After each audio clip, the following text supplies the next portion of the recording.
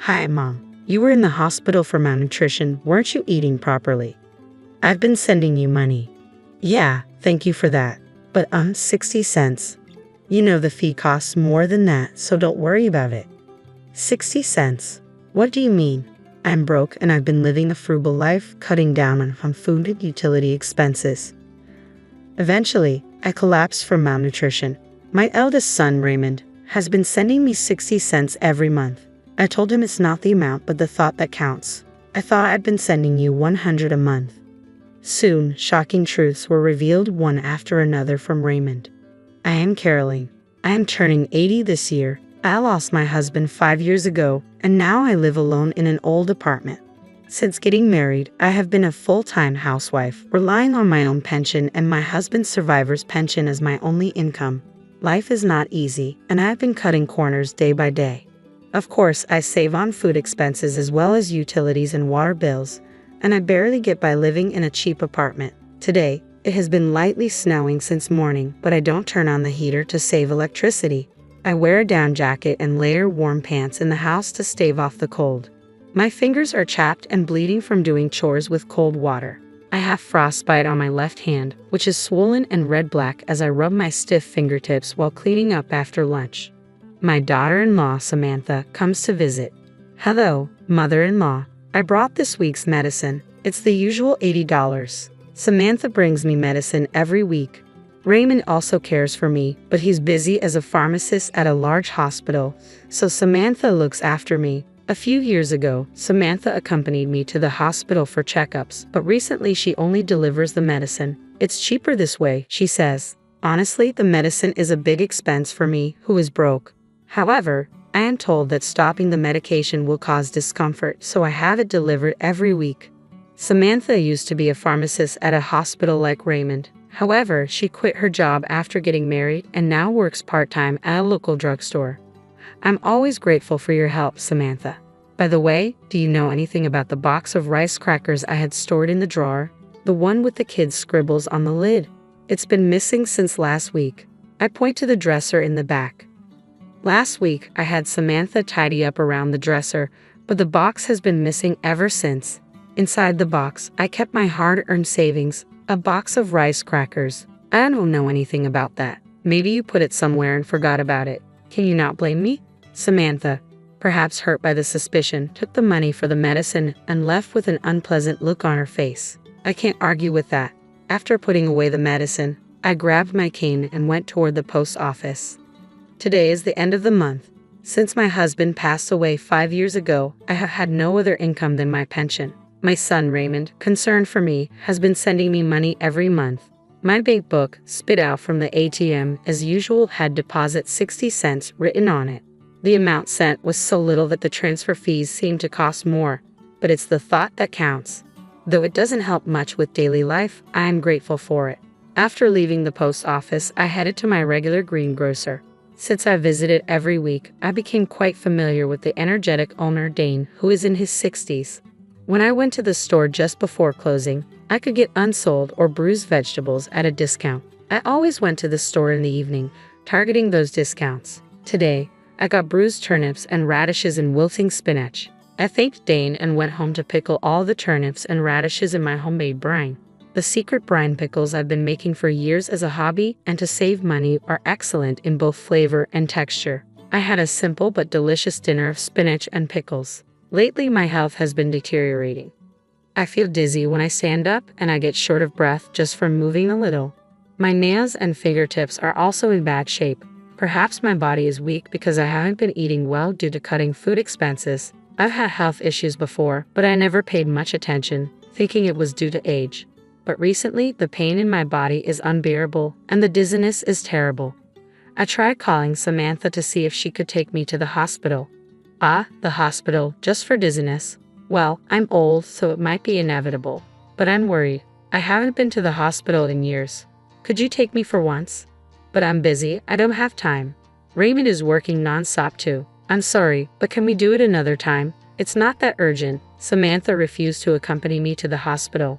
Even the nearest hospital is quite far from my home. Being broke, I can afford not only the medical fees but even the transportation costs. Oh, and please don't contact Raymond. He's in a crucial period at work. If anything happens, please contact me. Samantha emphasized that and then hung up the phone. I sighed and took my medicine with cold water. One day, as I was chatting with Dane at my usual greengrocer, I was hit by another severe bout of dizziness. Unable to support myself with a cane, I squatted down on the spot. Dane rushed over. "Are you okay?" and peered into my face. The dizziness didn't subside even when I sat down. "I'm just feeling a bit dizzy. Nothing is wrong. I'm fine." As I said that, I tried to stand up forcefully. Suddenly, the world spun around and I fainted. When I woke up, I found myself in a hospital bed. Dane was sitting beside me, receiving an IV drip. I heard the story from Dane. Apparently, after I collapsed at the greengrocer's, he called an ambulance for me. I had slept all night since being brought to the hospital, and it was already bright outside. The doctor explained that I had anemia due to severe malnutrition. Unbeknownst to me, my bones had become hollow, and my body was in a more serious condition than I thought. I was worried about the treatment costs and wanted to leave early, but the doctor told me I had to be hospitalized for a week. "Caroline, I always tell you to eat properly. I was shocked when you suddenly collapsed." Dane had always been concerned about my health. "Sorry for making you worry, but I don't have any money." "Didn't you have an eldest son? He's a doctor or something, right? He must be earning a good salary working at a hospital, so he could at least send you some money." "He's a pharmacist. I've been receiving support from him." I smile awkwardly and close my mouth. "I receive a monthly allowance from Raymond, but it's too small to help with my living expenses. With the weekly medicine fee I pay to Samantha, even my pension has been significantly reduced. Dane says I should get more money, but I'm hesitant to accept money earned by others, even if they're family. However, what worries me now is the hospitalization cost. With my barely getting by lifestyle, I can't imagine affording such high medical bills. Also, I'm concerned about my precious rice brine pickles. If I don't stir them every 3 days, they'll go bad."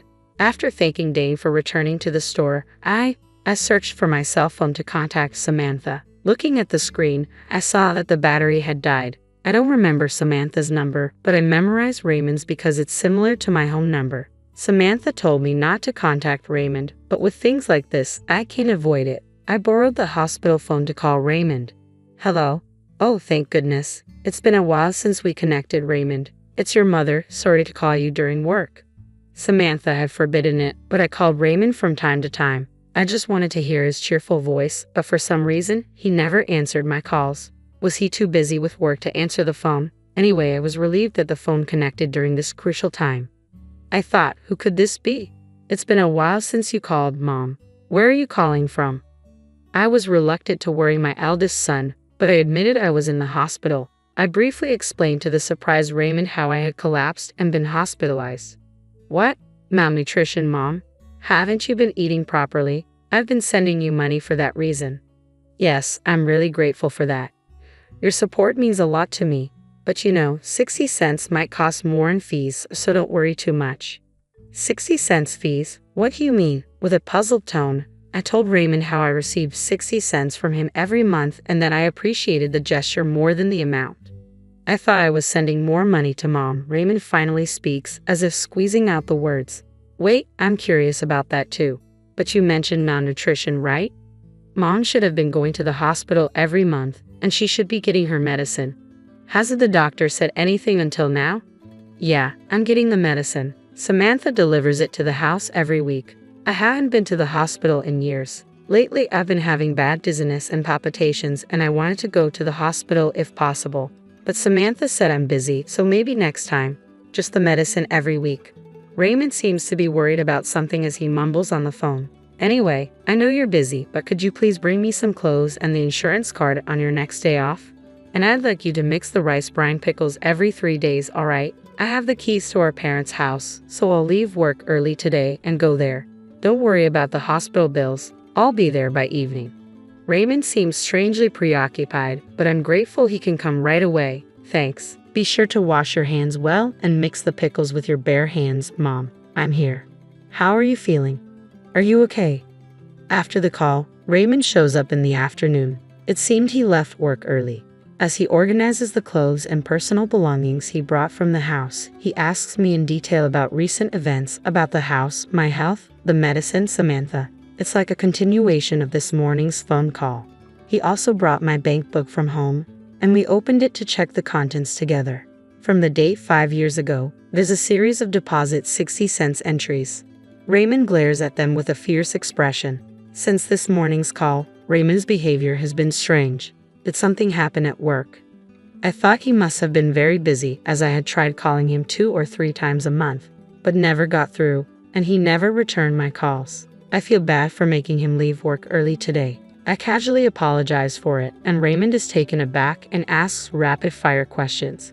He quickly takes out his smartphone and starts operating it intently as soon as he hears my story. What's been going on with him? Raymond gazes at the screen for a while, then operates his smartphone again to send a message to Samantha. He then grabs his backpack and says, "I'll be back shortly." He leaves the room, leaving behind a strange sense of unease, but I lie down in bed anyway. That evening, Raymond returns to the room. He puts down his backpack and asks how I'm feeling. After receiving an IV and sleeping in a warm bed for the first time in a while, I feel much better. While snacking on fruit and chatting, Samantha comes into the room. "Oh, mother-in-law, how are you feeling?" "Raymond, you took time off work, huh?" She approaches us with a forced smile and sits in the chair next to Raymond. Raymond didn't reply, looking down and gripping my bank book into his hand. Before I could say anything, Raymond spoke up with a voice lower than usual. "Samantha, Mom's malnourished. Do you know why?" Samantha stayed silent. There was a tense atmosphere. Raymond turned to face Samantha, glaring at her head-on. "Mom's been broke for so long, barely able to buy food. It's not just food, she's been cutting back on electricity and gas, living on the edge for years. When I went to her place today, there wasn't even a heater in the dead of winter." "Well, wait, Raymond, we're in a hospital. What happened? It's not Samantha's fault. There's no money." I tried to calm down the yelling eldest son while hiding my frostbitten, swollen, red-black hand. Ignoring me, Raymond continued with an angry tone. "I asked you to send $1,100 to Mom every month, right? But she's only received 60 cents for the last 5 years, Samantha. What's going on?" Saying that, Raymond thrust my bank book at Samantha. On every page, there was the number 60 cents. I couldn't believe my ears. I don't remember ever receiving $1,100. The money from Raymond was always 60 cents. Samantha, cornered by the furious Raymond, looked away from the bank book and fell silent. "That's not all. I give you $150 every week for Mom's medical expenses and medication, right? You said you were using the leftover money to buy her necessities and groceries, but they were only withered vegetables in her room. The fridge was empty." "Be quiet. I gave her the medicine." "What kind of medicine? Without a doctor's prescription, you decided to prescribe it yourself." "All that was in Mom's house were basic vitamins. You bought some random vitamins at the drugstore where you work, put them in a medicine-like bag, and handed them over, didn't you? What were you thinking?" Raymond's tone was stern. "I had no choice. I needed the money," Samantha yelled back to the furious Raymond. Even though this was a private room, we were still in a hospital. As I was shocked by the contents of the eldest son and his wife's conversation, I felt anxious. "You needed money, so you stole Mom's precious savings from her dresser too." With that, Raymond pulled a crushed box out of his backpack. On the lid was a drawing of my husband and me, drawn by Raymond when he was a child. It was the box of rice crackers I had been searching for the last week. I, too, was so shocked that I gasped. "What? No way." I didn't want to believe it either, but I found it while searching through our trash after you said it disappeared a week ago. "He really did it, didn't you?" Faced with undeniable proof, Samantha turned pale and lost her words. "So what did you do with the $250,000 that was in this box, huh? And the $1,100 you were supposed to send to Mom every month? The hospital fees and the medicine fees, where did it all go?" Raymond demanded. "Stop nagging, there's no money left." Samantha, who had been trembling as she stared at the box, eventually stood up, knocking over her chair, and yelled back defiantly, "It's all your fault anyway. You always ignored me and focused on your mother. Ben is way better than your husband." "Huh. Ben? He's the coolest host at the club around here. I've been supporting him, and soon he'll be number one.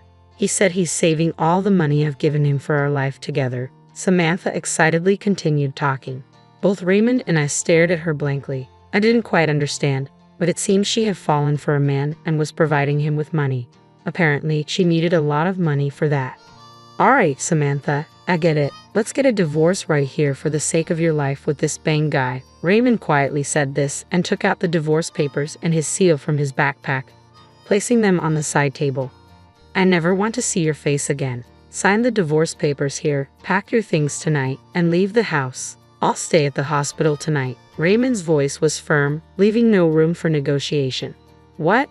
Don't be so selfish. You can't just suddenly. Samantha, do you even realize what you've done? Faking medicine, stealing money. If you don't want a divorce, we can go straight to the police instead.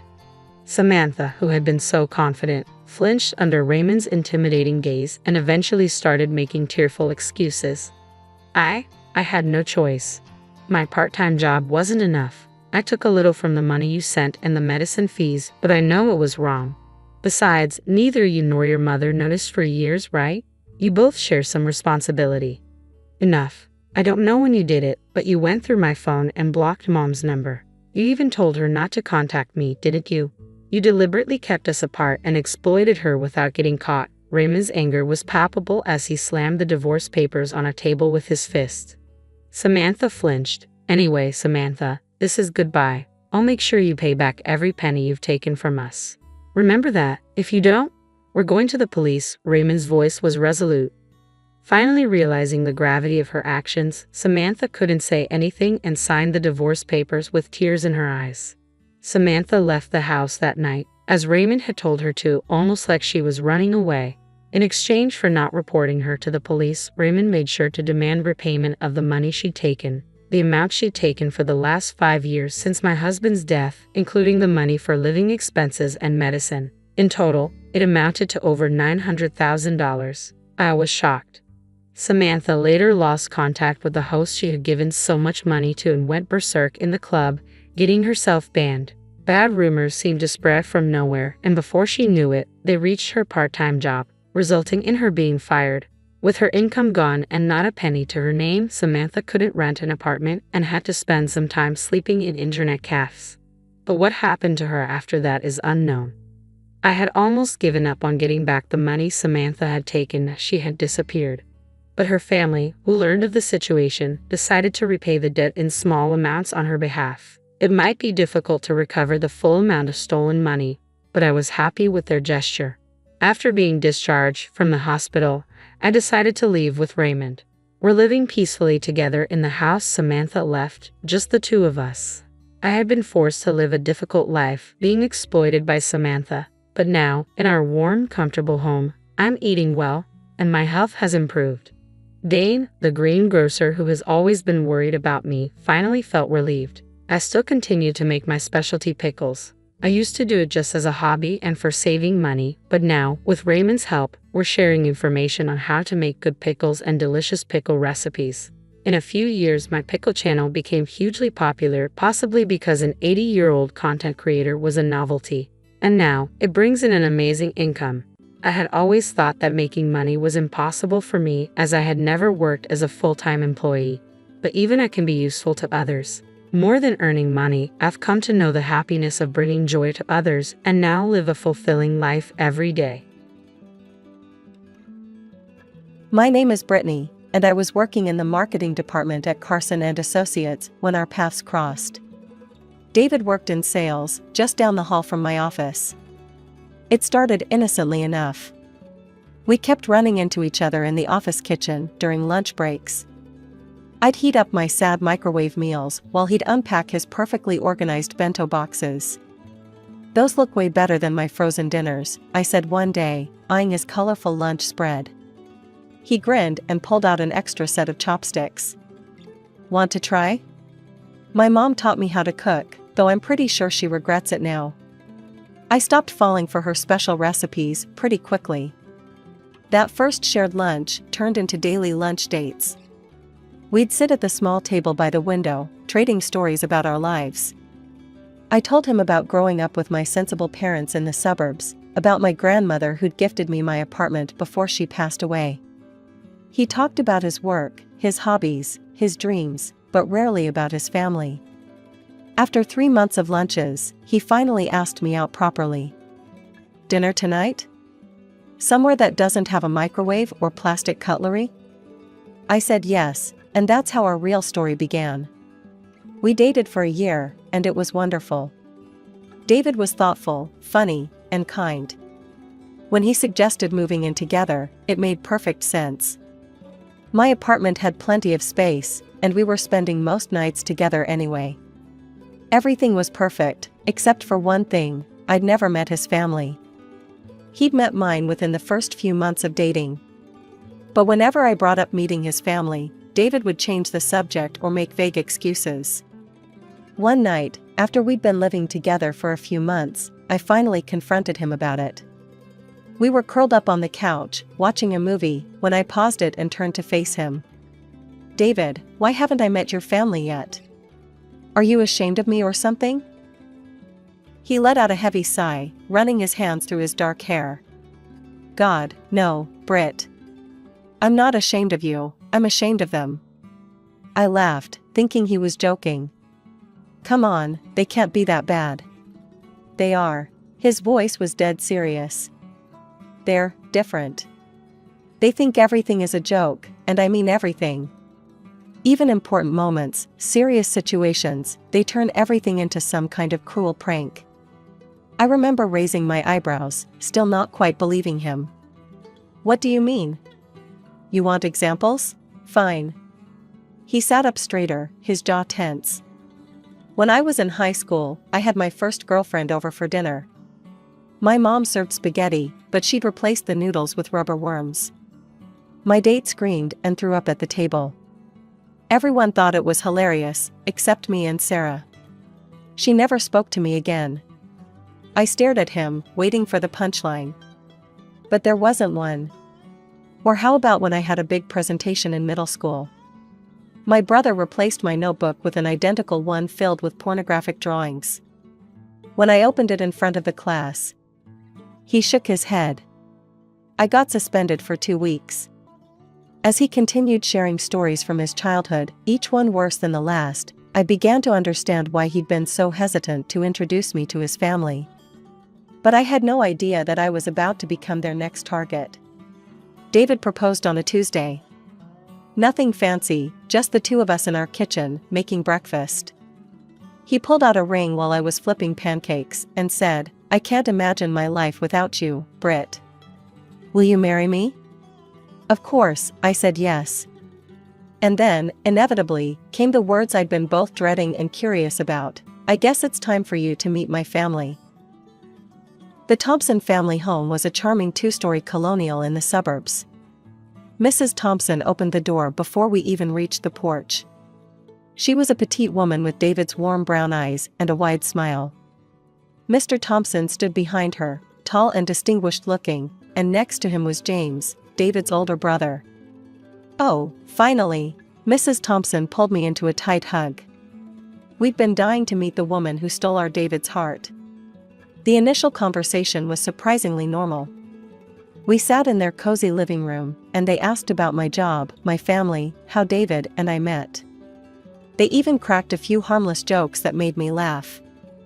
I started to relax, thinking David had exaggerated their pranking tendencies. I caught him watching his family warily, like someone waiting for a bomb to explode. I thought he was being paranoid. I'll get us some tea, Mrs. Thompson announced cheerfully. Brittany, dear, how do you take yours? Just a splash of milk, please. When she returned with the tea tray, everyone was still chatting pleasantly. I took a big sip of my tea and immediately regretted it. My mouth exploded with salt and pepper, so much pepper it felt like I'd swallowed fire. I spat the tea back into the cup, but it was too late. My throat was burning. Tears streamed down my face as I coughed and gasped. The Thompsons burst into laughter. Welcome to the family, James hooted. Better get used to it, we love our little jokes. That's how we show love here, Mr. Thompson added, wiping tears of laughter from his eyes. I ran to the kitchen, desperately searching for water. I found a glass and filled it with ice and water, drinking it in huge gulps. The pepper had made my nose run, and I could feel my carefully applied makeup streaming down my face along with my tears. From the living room, I could hear David's angry whispers, "What is wrong with you people? This isn't funny. She's going to be my wife." "Oh, lighten up," James replied. "It's just a joke." When I walked back into the living room, my face a mess of running mascara and smeared foundation, they took one look at me and started laughing again. "Look, she looks like a panda," James pointed at me, doubling over with laughter. That was the last straw for David. He jumped to his feet, his face red with anger. "You're all jerks. This is exactly why I didn't want to bring her here." He grabbed my hand and pulled me toward the door. In the car, David apologized over and over. I just hugged him, my face still burning from the pepper and humiliation. As we drove home, I realized David hadn't been exaggerating about his family at all. He'd been warning me. Planning a wedding is stressful enough, without having to worry about your future in-laws turning it into a practical joke playground. David and I spent weeks debating whether to invite his family at all. "We have to invite them," David finally said one night while we were addressing invitations. "They're still my parents, and no matter how much I hate their pranks, I'd regret not having them there." He called them the next day, putting the phone on speaker so I could hear. "Mom, Dad, listen carefully," his voice was stern. "You can come to the wedding, but I need your word, no pranks. This is the most important day of our lives, not a circus." "Of course, sweetheart," his mother chirped. "We'll behave, I promise." The day of the wedding started perfectly. The ceremony was beautiful, and during the reception, everything was going smoothly. David's family was actually behaving themselves, though I noticed David watching them like a hawk. Then came time for the cake cutting. Our cake was gorgeous, 4 tiers of white fondant with delicate sugar flowers cascading down the sides. But something was off. There were candles on it, lit candles. That wasn't part of our plan. I turned to David to mention it, but before I could get the words out, there was a loud pop. Then another, and another. The cake suddenly exploded, sending chunks of white cake and frosting flying everywhere. Most of it landed on me, completely ruining my wedding dress. For a moment, there was complete silence. Then I heard it, the familiar sound of the Thompsons' laughter. They were practically falling over themselves, pointing and howling with glee. "Your face," James gasped between laughs. "Oh my God, your face." I stood there, cake dripping down my dress, and burst into tears. Through my blurred vision, I saw David's face turn purple with rage. "Get out," he roared at his family. "Get out of my wedding right now." "You're overreacting," his mother said, looking bewildered. "Everyone loves a good wedding prank." David didn't respond. Instead, he waved over the security team we'd hired, thank God for that decision, and had them escort his family out. My mother rushed over with napkins, trying to clean frosting off my face. My bridesmaids surrounded me protectively. Even David's Aunt Clara, who I'd just met that day, came over to help, shooting disgusted looks at her departing relatives. "I can't believe they're my brother's family," she muttered, helping to wipe cake from my hair.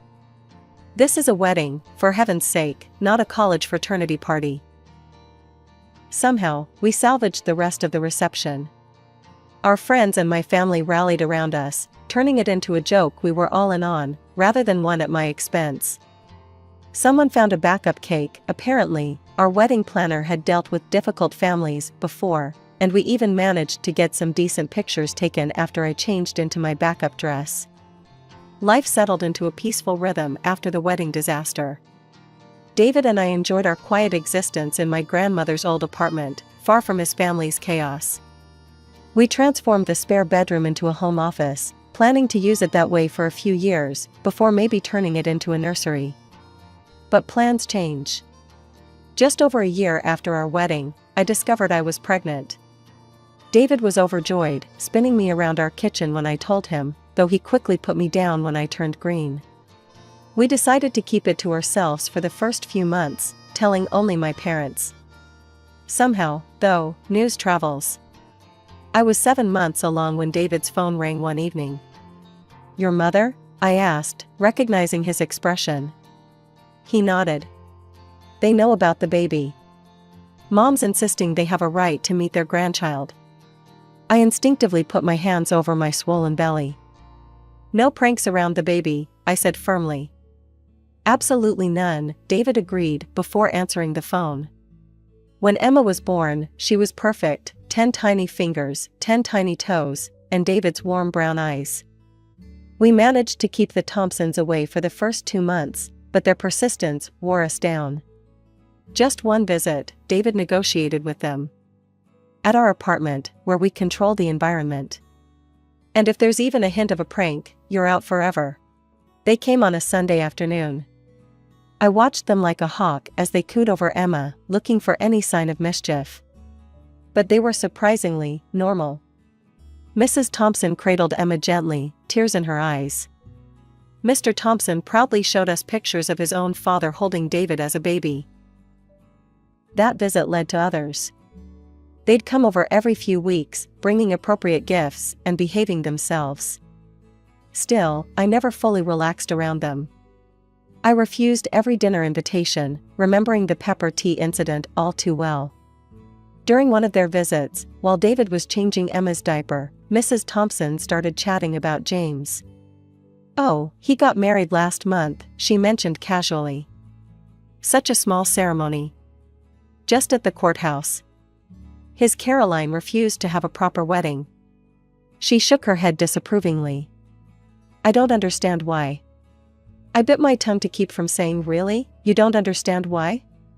Instead, I just nodded, thinking about my own ruined wedding dress and exploding cake. I had a pretty good idea why Caroline opted for a courthouse ceremony, and honestly, I wished I'd done the same. In my head, I could imagine exactly how that conversation had gone between James and Caroline.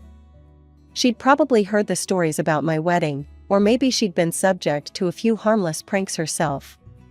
Either way, smart girl, she'd found a way to avoid giving them any opportunity for their special brand of humor. Life has a way of shattering when you least expect it. One rainy Tuesday morning, David kissed Emma goodbye before school, kissed me goodbye before work, and walked out our door for the last time. A drunk driver ran a red light at 9:17 a.m. By 9:20, I was a widow. Emma didn't understand at first. She was only 7, too young to fully grasp the concept of never coming back. When I told her daddy had died, she asked if he'd be home for dinner. Each time she asked, my heart broke all over again. The days leading up to the funeral passed in a blur. My mother practically moved in, handling arrangements, while I sat in a daze on the couch, holding Emma. I couldn't cry anymore. I felt hollow, like someone had scooped out everything inside me. The Thompsons came to the funeral with James and his wife Caroline. I barely registered their presence until it was time for the eulogies. I'd already spoken, sharing memories of David as a husband and father, his kindness, his gentle humor, how he'd taught Emma to ride her bike just last month. Then his parents stood up to speak. "David always loved a good joke," Mr. Thompson began, and I felt my stomach clench. "Remember when he was 5, and we convinced him his teddy bear had come alive and eaten all his Halloween candy?" Mrs. Thompson chimed in with a laugh. "Or that time in college when we sent him a fake acceptance letter to medical school, even though he never applied?" His face was priceless. The church was silent. No one laughed. I looked around and saw faces twisted in disbelief and secondhand embarrassment. Emma clutched my hand, confused. "And now he's up there," Mr. Thompson continued, grinning, "probably planning the ultimate prank on St. Peter." I felt something snap inside me. My whole body started shaking with rage. Emma must have felt it because she looked up at me with worried eyes. After the service, while people were gathering for the reception, I approached the Thompsons. My voice was quiet but sharp enough to cut glass. "How dare you?" I hissed. "How dare you turn my husband's funeral into a joke?" "Oh, Brittany," Mrs. Thompson reached for my arm. David would have appreciated the humor. He always did. I jerked away from her touch. No, he tolerated it. What you do is cruel and thoughtless. I never want to see any of you again. You're not welcome in our lives anymore. Emma and I are done with all of you. But we're family, Mrs. Thompson protested, finally looking concerned. No, I said firmly. We're not. Family doesn't humiliate each other. Family doesn't ruin weddings or mock funerals. We're done. I turned and walked away, leaving them standing there, probably still wondering what they'd done wrong. They'd never understood, and they never would. 5 years passed like a blur. Emma grew from a grieving 7-year-old into a thoughtful 12-year-old who had her father's kind eyes and gentle spirit. I threw myself into being both mother and father, trying to fill the David-shaped hole in our lives. We heard bits and pieces about the Thompsons through the grapevine. James had 2 kids now. I'd seen pictures on social media of 2 boys with his mischievous grin. I always quickly scrolled past, determined to keep that chapter of our lives firmly closed. Sometimes Emma would ask about them, especially around holidays or when her friends talked about their grandparents. I never told her about the exploding wedding cake or the funeral jokes. She had enough complicated feelings about losing her dad without adding that mess to it. Then came the phone call, 3 days before Christmas. Brittany? Mrs. Thompson's voice was older, softer somehow. Please don't hang up. I almost did anyway, but Emma was sitting next to me on the couch, working on her homework. She looked up, curious. We miss Emma, Mrs. Thompson continued. And you? Please, would you consider spending Christmas with us? The whole family will be there, James and Caroline, their boys. We'd love to see you both. I started to say no, but Emma, who had obviously figured out who was calling, began nodding enthusiastically. Her eyes were pleading. There will be absolutely no pranks, I said firmly. No jokes, no tricks, nothing like that. Just a normal Christmas dinner. We promise, Mr. Thompson's voice joined in, they must have been on speakerphone. We swear on David's memory, no pranks.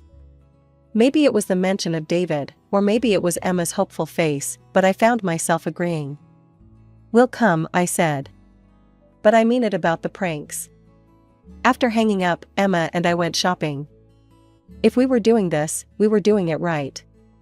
We picked out top-of-the-line kitchen appliances for the Thompsons, the latest tablet for James and Caroline, and the season's hottest toys for their boys. Do you think Grandma and Grandpa got me something nice? Emma asked as we wrapped the gifts. I'm sure they did, sweetheart, I said, hoping I wasn't lying. They've had 5 years to think about it. Emma threw herself into choosing wrapping paper and writing cards. I watched her excitement grow and prayed I wasn't making a horrible mistake by letting the Thompsons back into our lives. The Thompson house looked exactly the same as I remembered it, decorated with twinkling Christmas lights and a wreath on the door. Emma squeezed my hand as we walked up the path, our arms full of carefully wrapped presents. James and his family were already there when we arrived. His wife Caroline gave me a warm, almost apologetic smile as she helped us with our coats. Their boys, Mike and Tommy, hovered shyly behind their parents. The gift-giving started promisingly. Emma and I handed out our presents, and the reactions seemed genuine. Mrs. Thompson teared up over the expensive coffee maker, Mr. Thompson was thrilled with his new tablet, and the boys' faces lit up at their gaming consoles. Then came our turn. Mrs. Thompson handed Emma a wrapped box with a big smile, while Mr. Thompson passed me a similar one. Emma's fingers trembled slightly as she unwrapped hers, her first gift from her grandparents in 5 years. I'll never forget the look on her face when she opened that box. Inside was a plastic toy designed to look like dog poop, along with some clearly marked down items from the clearance bin. Emma's lower lip quivered as she stared at the contents. The laughter started immediately. Mr. Thompson and James were practically howling. Even the boys joined in, pointing at Emma's face. Oh my God, look at them, James gasped between laughs. Their expressions are priceless. My own box contained similar junk, expired candy, and items that still had clearance stickers on them. That's enough, I said, my voice deadly quiet. Where are the real presents? Mrs. Thompson wiped tears of laughter from her eyes. What do you mean? Those are the presents. You can't be serious. I looked at each of them. You haven't seen your granddaughter in 5 years, and you give her fake dog poop as a Christmas present? They exchanged confused looks. It's funny, Mr. Thompson insisted.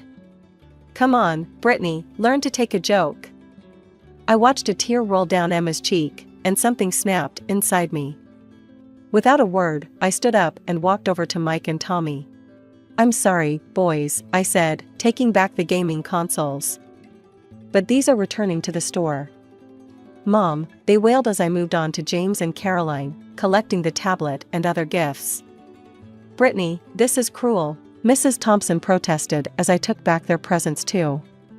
Cruel? I turned on her. You gave a 12-year-old girl who lost her father fake dog poop for Christmas, and you're calling me cruel? It was just a joke, James started, but I cut him off. We're leaving, Emma, I said. Get your coat. The drive home was quiet. Emma stared out the window, clutching her empty gift bag. I'm sorry, sweetheart, I finally said. I really thought they'd changed. It's okay, Mom, she replied softly.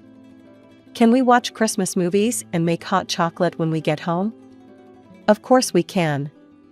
We'll have our own Christmas, just us two. And that's exactly what we did. We spent the rest of Christmas Day in our pajamas, watching holiday movies, baking cookies, and trying to forget about the Thompsons and their idea of humor. The day after Christmas, I was scrolling through Facebook when I saw James's post. Terrible Christmas yesterday. My sister-in-law showed her true colors, cruelly taking back Christmas presents from my crying children. Some people just don't understand family traditions and humor. My poor boys were heartbroken. Bad aunt, Christmas ruined. The comments flooded in immediately. How horrible. What kind of person takes presents from children? She sounds toxic. My hands were shaking as I typed my response. Let me tell you what really happened at Christmas yesterday. You want to talk about cruel? Let me tell you about your family traditions. After 5 years of no contact, your parents gave their only granddaughter, a 12-year-old girl who lost her father, a toy that mimics dog feces as a Christmas present. They gave me clearance bin items with price tags still attached. Then they laughed at our pain. But this isn't new behavior. Let me tell you all about my wedding day, where they rigged our wedding cake to explode in my face. Or about my husband's funeral, where they thought it was appropriate to turn their son's eulogy into a stand-up comedy routine about pranking him as a child. You want to talk about toxic family traditions? Let's talk. I hit post and waited. Within minutes, other relatives started chiming in. Oh God, remember Cousin Sarah's graduation? They replaced her diploma with a joke certificate during the photo op. They put laxatives in the punch at my baby shower. They ruined my son's bar mitzvah with that trick Torah scroll. The tide turned quickly. Soon, James's original post was flooded with people sharing their own stories of the Thompsons' pranks. Caroline, James's wife, even liked several of the comments. The phone call started that evening. First James, Brittany, I never thought about it like that. Reading everyone's stories. God, we've been awful, haven't we? Then Mr. and Mrs. Thompson. We never meant to hurt anyone, Mrs. Thompson said, her voice shaking. We thought everyone was laughing with us. We thought it was all in good fun. We've always been this way, Mr. Thompson added. It's how we show love. But maybe we've been showing it wrong. I took a deep breath. You have to understand, your pranks aren't funny. They're cruel, they hurt people. They hurt your granddaughter. We see that now, Mrs. Thompson whispered. Can you ever forgive us? I don't know, I answered honestly. I'm glad you're finally realizing how your behavior affects others, but I can't just forget everything that's happened. 2 days later, a delivery truck brought a large package. Inside was the latest iPhone, the exact one Emma had been dreaming about, along with a heartfelt letter of apology from her grandparents. I sent James's boys their gaming consoles back, with a note, "Everyone deserves a real Christmas." Now, 6 months later, we have a cautious peace. We meet occasionally for coffee or lunch in neutral places. The Thompsons are trying, really trying, to change. No more pranks, no more cruel jokes. Emma video chats with her cousins sometimes, and I've seen genuine remorse in my in-laws' eyes. David would be proud of this progress, I think. He always hoped his family would understand someday. Maybe they finally do. I never thought I'd get married again at 44, but life has a way of surprising you. My name is Dorothy, and I met Robert at a colleague's retirement party. He was charming, successful, and 2 years older than me. After my first marriage ended, I'd focused on raising my daughter Emily, never expecting to find love again. But Robert changed all that. We clicked immediately, sharing the same dry sense of humor and love for quiet evenings at home. We both had our baggage, me with my daughter Emily, and him with Jessica. Emily was 22 then, already dating her boyfriend Mark, seriously. Jessica was about the same age, living on her own and working at a marketing firm downtown. I remember being so nervous about meeting her, wanting to make a good impression. That first meeting should have been a warning sign. Jessica barely looked at me, spending most of the dinner texting on her phone. When Robert asked her what she thought of me later, she just shrugged and said, "She's fine, I guess." Robert and I decided to keep things simple when we got married. No big ceremony, just a quiet affair at City Hall with our closest family members. We celebrated at a small restaurant afterward, nothing fancy, but it felt perfect to me. Emily was there, beaming with happiness for me. Jessica showed up late and left early, claiming she had work commitments. Living together in Robert's apartment took some adjustment. Emily visited often for dinner, and she and Robert got along great. He'd help her with career advice, and they'd joke around like they'd known each other forever. But Jessica, that was a different story. "Hi Jessica, how's work going?" I'd ask when she'd come over. "Fine," she'd reply, not even looking up from her phone. "I made your favorite pasta, the one your dad mentioned." Not hungry.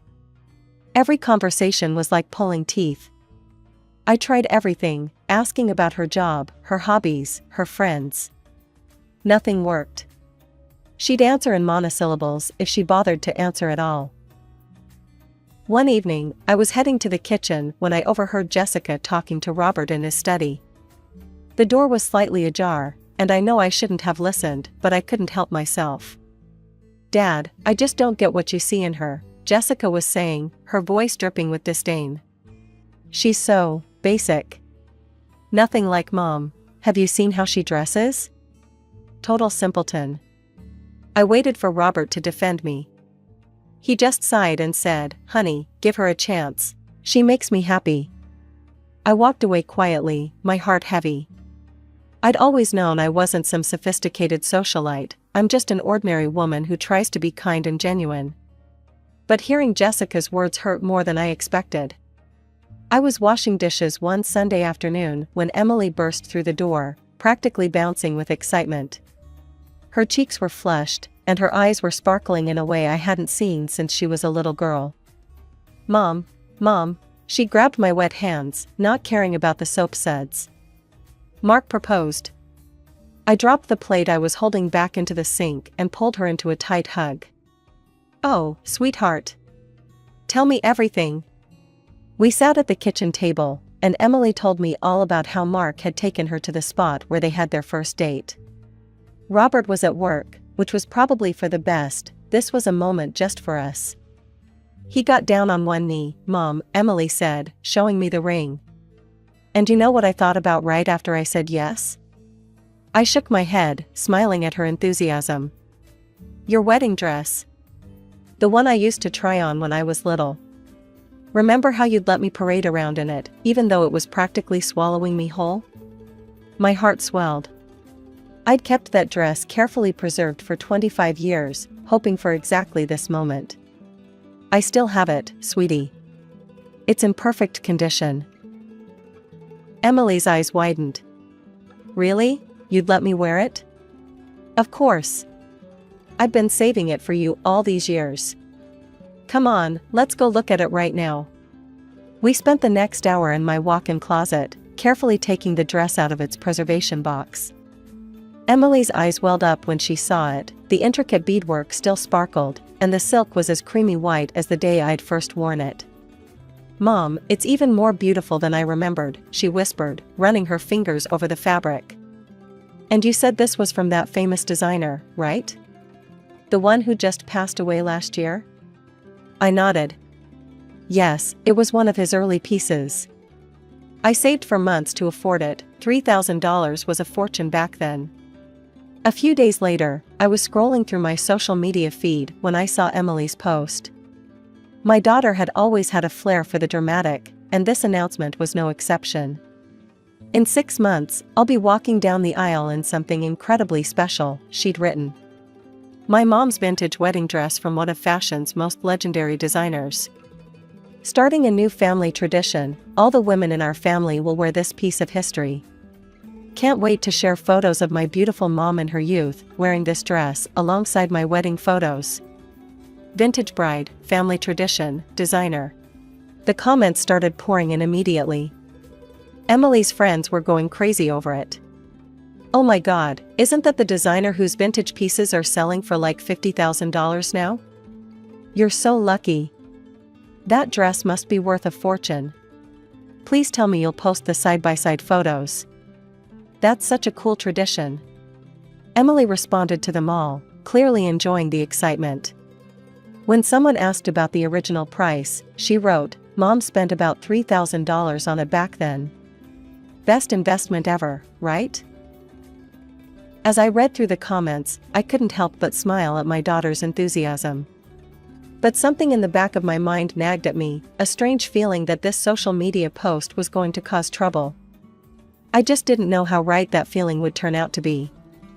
It was a quiet Thursday afternoon when the doorbell rang. Robert was at work, and I wasn't expecting anyone. When I opened the door and saw Jessica standing there, I almost didn't believe my eyes.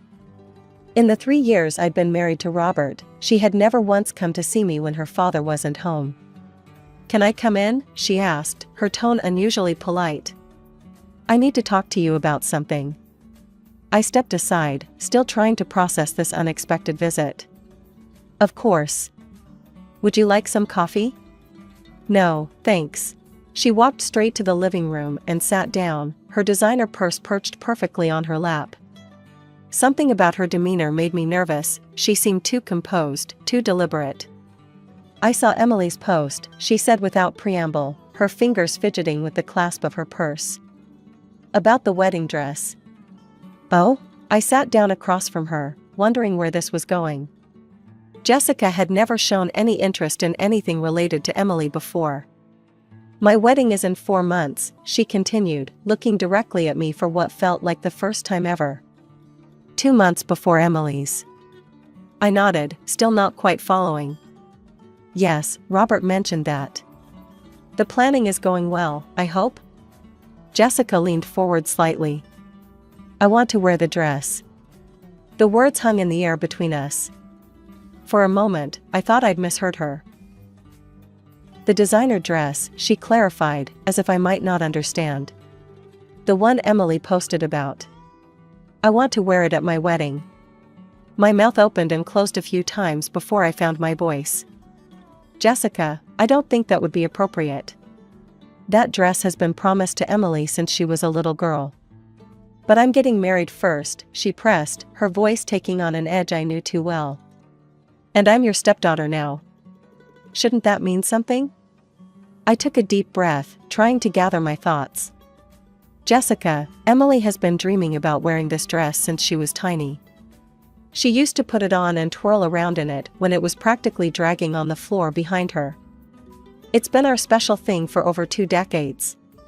So reschedule her wedding, Jessica said, as if it was the most obvious solution in the world. Let me wear it first, then she can have it. I shook my head slowly. That's not, That's not how this works. Emily and Mark have already booked their venue, sent save the dates. But listen, if you really want to wear the dress, maybe you could consider moving your wedding to after Emily's? Then you could. Are you seriously suggesting I postpone my entire wedding? Her eyes narrowed. Think about it logically, I tried to reason with her. You're getting married first. If you wear the dress, everyone will see it in your wedding photos, all over social media. You and Emily share so many mutual friends, they'll all see both weddings. Emily would be devastated to walk down the aisle in a dress that's already been splashed all over Instagram from your wedding. Can you understand how that would make her feel? Jessica's face turned red, and she jumped to her feet so quickly that her designer purse fell to the floor. You're just a selfish, greedy witch, she screamed, her composure completely shattered. You've never wanted me to be part of this family. You probably get some sick pleasure from saying no to me. I stood up too, stunned by the sudden outburst. Jessica, please, that's not. Save it. She was practically shaking with rage now. You're just a gold digger who married my dad, and now you won't even do one nice thing for his real daughter. You're nothing but a mean, stingy, pathetic woman who thinks she's so special because she has some old designer dress. Tears were streaming down her face as she grabbed her purse from the floor. Her mascara was running, leaving black streaks down her cheeks. Jessica, please sit down. Let's talk about this rationally. Rational? You want rational? She was screaming so loud now that I was sure the neighbors could hear. How's this for rational? I hate you. I've always hated you, and now I know I was right about you all along. She stormed out of the apartment, slamming the door so hard that the pictures rattled on the walls. I sank back onto the couch, my hands shaking. In 3 years of dealing with Jessica's cold shoulder, I'd never seen her lose control like that. I spent the next few hours in a daze, replaying the conversation in my head, wondering if I could have handled it differently.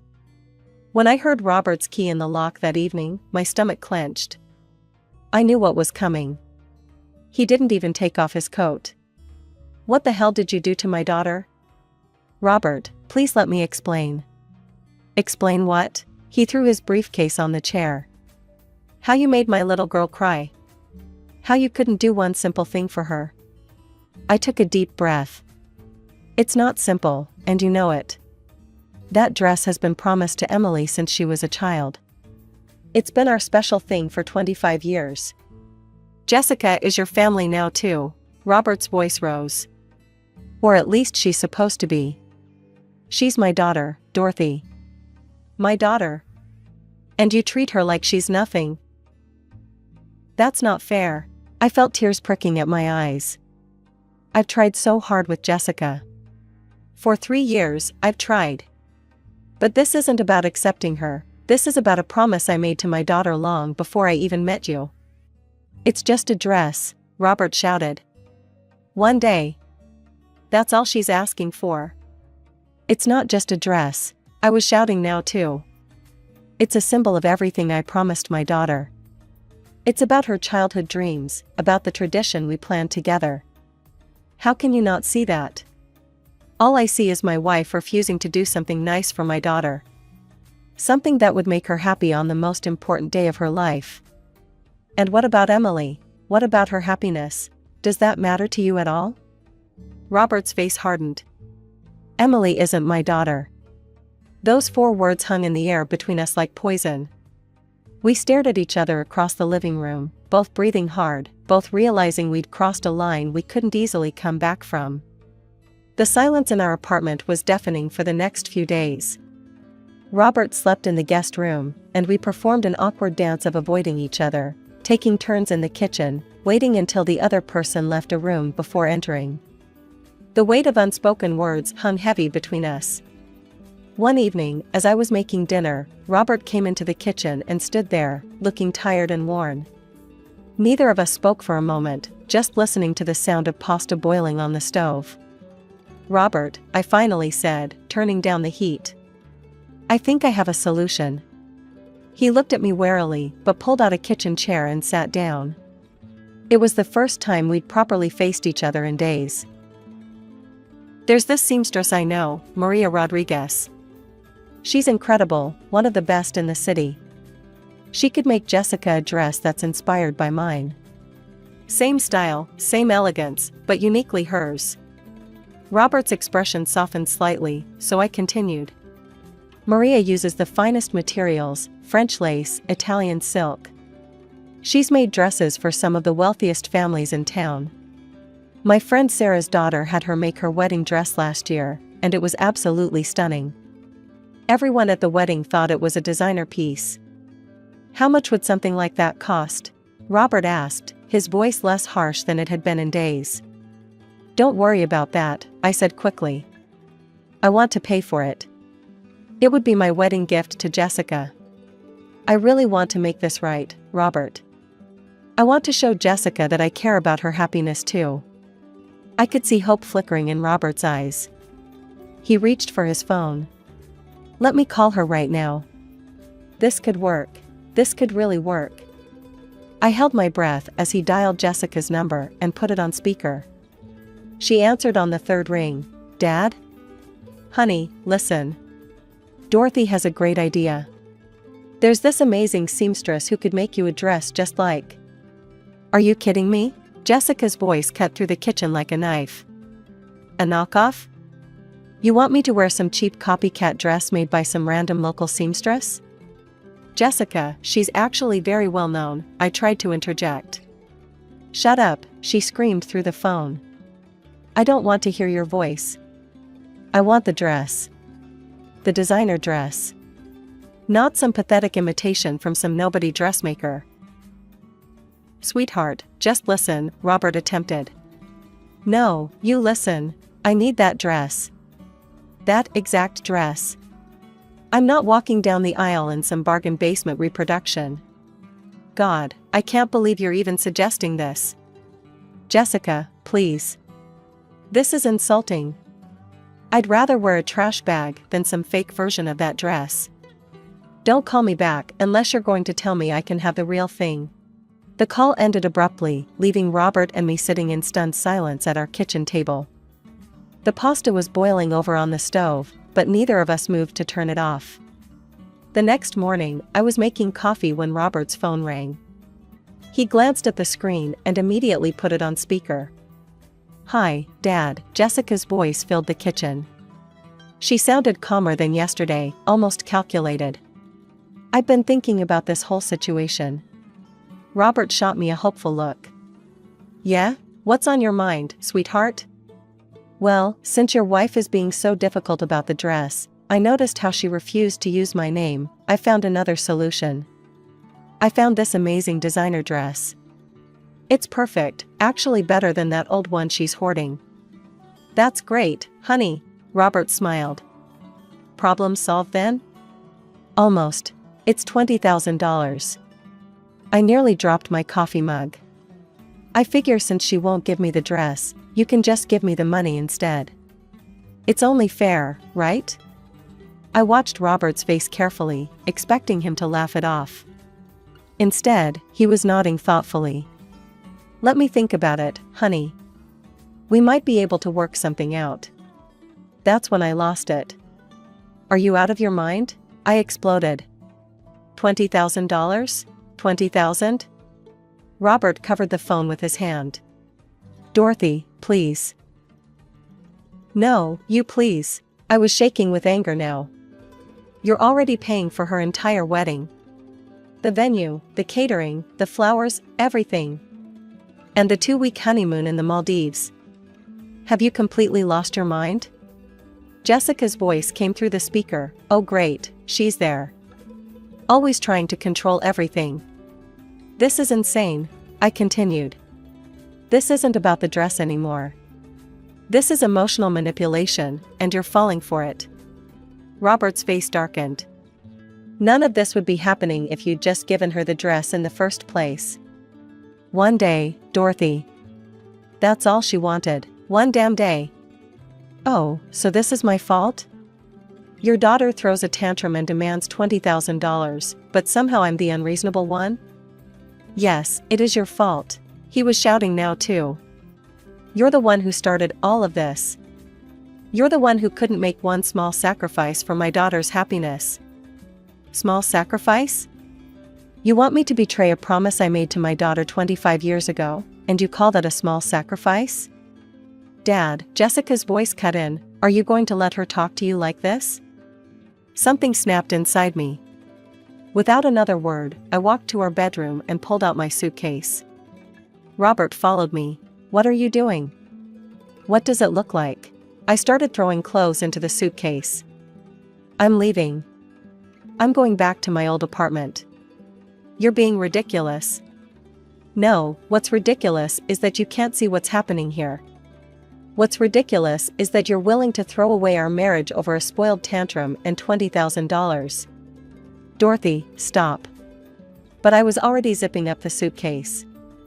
I grabbed my purse, my keys, and walked to the door. The last thing I heard as I left was Jessica's voice from the phone, Dad? Are you still there? About that money. I hadn't planned on looking at Jessica's wedding photos. In fact, I'd been avoiding social media entirely since I moved back to my old apartment. But one evening, after a glass of wine, curiosity got the better of me. The photos appeared perfect, of course. Jessica stood beaming in a clearly expensive dress, all lace and crystals, probably worth every penny of that $20,000. Her father stood proudly beside her, and I felt a pang in my chest seeing Robert in his tuxedo, smiling like nothing was wrong in the world. Then I saw Jessica's caption beneath the main photo collection. The most perfect day of my life. My heart is so full knowing that everyone who truly loves me was there to share this magical moment. No drama, no negativity, just pure joy and love. So grateful that nobody who wanted to spoil this special day was present. Perfect wedding, true love, family first. My fingers tightened around my wine glass as I read it. The dig was obvious, subtle enough to seem innocent to outsiders, but clear as day to me. What hurt more than her words, though, was seeing Robert's like on the post. He knew exactly what she meant, and he'd endorsed it. 2 months crawled by. I threw myself into helping Emily with her wedding preparations, grateful for the distraction. She'd sent Robert an invitation, complete with a handwritten note telling him how much his presence would mean to her. He never responded. The morning of Emily's wedding dawned bright and clear. As I helped her into my dress, our dress, I couldn't hold back my tears. Mom, don't cry. Emily laughed, though her eyes were wet too. You'll ruin your makeup. Happy tears, baby, I assured her, adjusting the vintage lace around her shoulders. Just happy tears. The dress fit her perfectly, as if it had been made for this moment. The same dress I'd worn 25 years ago, the one she'd played dress-up in as a little girl. Seeing her in it now, radiant and grown up, made every bit of drama worth it. I can't believe I'm finally wearing it for real, she whispered, turning to look in the mirror. It's even more beautiful than I remembered. The ceremony was everything we'd dreamed it would be. Emily practically floated down the aisle, the vintage silk rustling softly with each step. Mark's face when he saw her, that look of pure love and awe, made my heart soar. I kept glancing at the empty seat where Robert should have been, but I refused to let his absence dim the joy of the day. This was Emily's moment, the fulfillment of a childhood dream, and nothing could spoil that. During the reception, I watched my daughter twirling on the dance floor in my dress, laughing and happy, surrounded by people who truly loved her. No snide comments, no hidden agendas, no drama, just pure, uncomplicated joy. It's been 4 months since Emily's wedding. The seasons have changed, leaves have fallen, and my old apartment feels both familiar and strange. Sometimes I wake up reaching for Robert's side of the bed, only to remember he isn't there. Hasn't been there for months now. Last week, I finally packed away my own wedding photos, the ones from that simple ceremony at City Hall with Robert. They'd been sitting in a drawer since I moved back here, like a question I wasn't ready to answer. As I tucked them into a box, I found myself wondering if he ever thinks about that day, about how happy we were before a wedding dress of all things tore us apart. Emily visits often. She and Mark are settling into married life beautifully, and seeing her happiness helps confirm that I made the right choice. Yesterday, over coffee, she asked if I regretted not giving Jessica the dress. No, I told her honestly. Some promises need to be kept, no matter the cost. She squeezed my hand and said, "I'm sorry it cost you your marriage, Mom." But did it? Was it really the dress that ended things, or did it just expose cracks that were already there? Robert and I haven't spoken since Emily's wedding. No calls, no texts, not even through lawyers. Just silence. He hasn't made a single attempt to reach out, to try to understand my side of things, to find a way forward together. Sometimes, when I'm alone at night, I imagine him picking up the phone, finally ready to talk. I picture us working through this, finding our way back to each other. After all, we did love each other once, deeply, genuinely.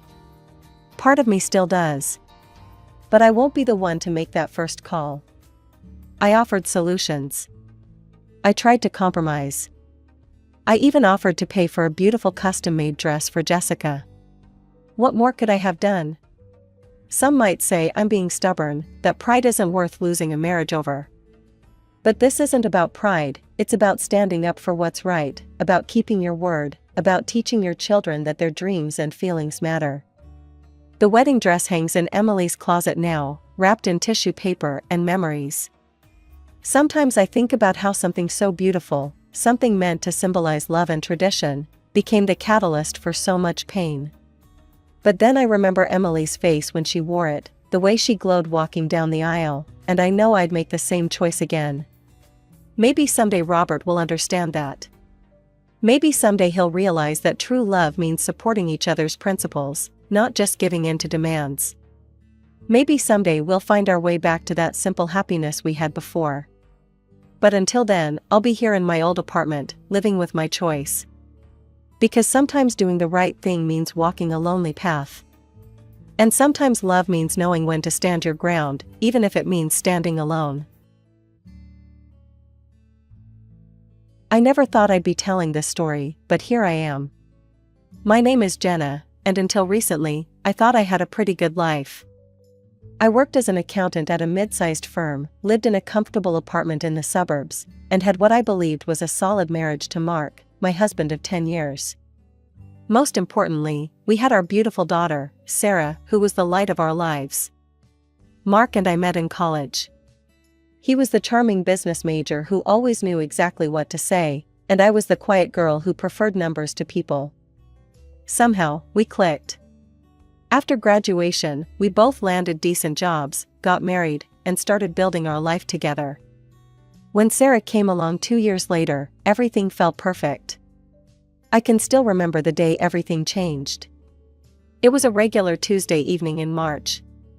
Sarah, 8 at the time, was already in bed, and Mark and I were sitting at our kitchen table. He had that look on his face, the one that said he had something heavy on his mind. "Jenna, we need to talk," he said, fidgeting with his coffee mug. I knew right then that whatever was coming wasn't good. "What's wrong?"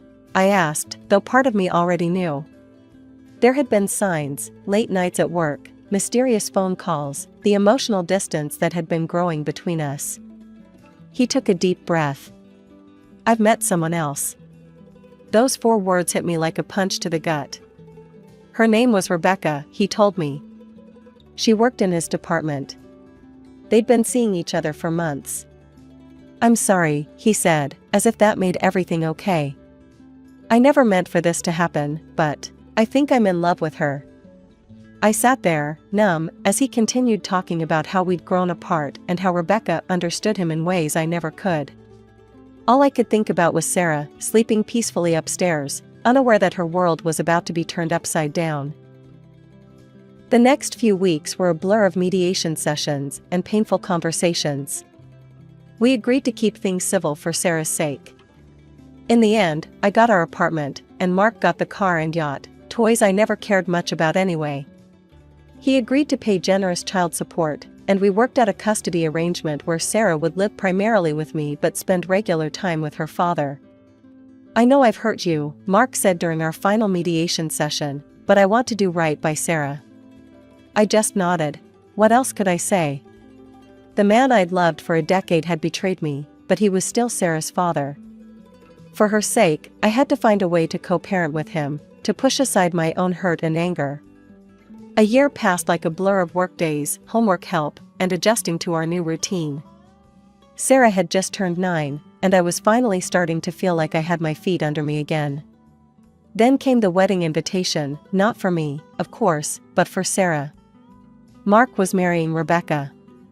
They'd bought a house together, or rather, they were moving into her house, a sprawling 2-story in the nice part of town with a manicured lawn and a 3-car garage. The kind of place that screamed successful couple. The morning of the wedding, I helped Sarah get ready. She wore a pale blue dress we'd picked out together, and I braided her hair the way she liked it. "Are you sure you're okay with me going, Mom?" she asked, watching me in the mirror as I pinned back a stray strand. "Of course I am, sweetheart," I replied, meeting her eyes in the reflection. "She's going to be your stepmother. It's important that you two have a good relationship. But aren't you sad?" I turned her around to face me. "Listen to me, Sarah. What happened between your dad and me is grown-up stuff. It has nothing to do with you. I want you to have a good relationship with both your dad and Rebecca. No taking sides, okay?" She hugged me tight. "You're the best mom ever." Mark picked her up in his new SUV, and I spent the day cleaning the apartment and definitely not thinking about the wedding. When Sarah came home that night, she was full of stories about the ceremony, the cake, and the big house where she'd have her own room for visits. Life went on. I threw myself into work and taking care of Sarah. We developed our own little routines: Tuesday night movies, Saturday morning pancakes, long walks in the park on Sundays. Sarah split her time between our apartment and Mark's house, and things were okay. Not great, but okay. Then one day, Sarah came bouncing through the door after a weekend at her dad's, practically bursting with news. "Mom, guess what?" she exclaimed, dropping her backpack by the door. "Rebecca's pregnant.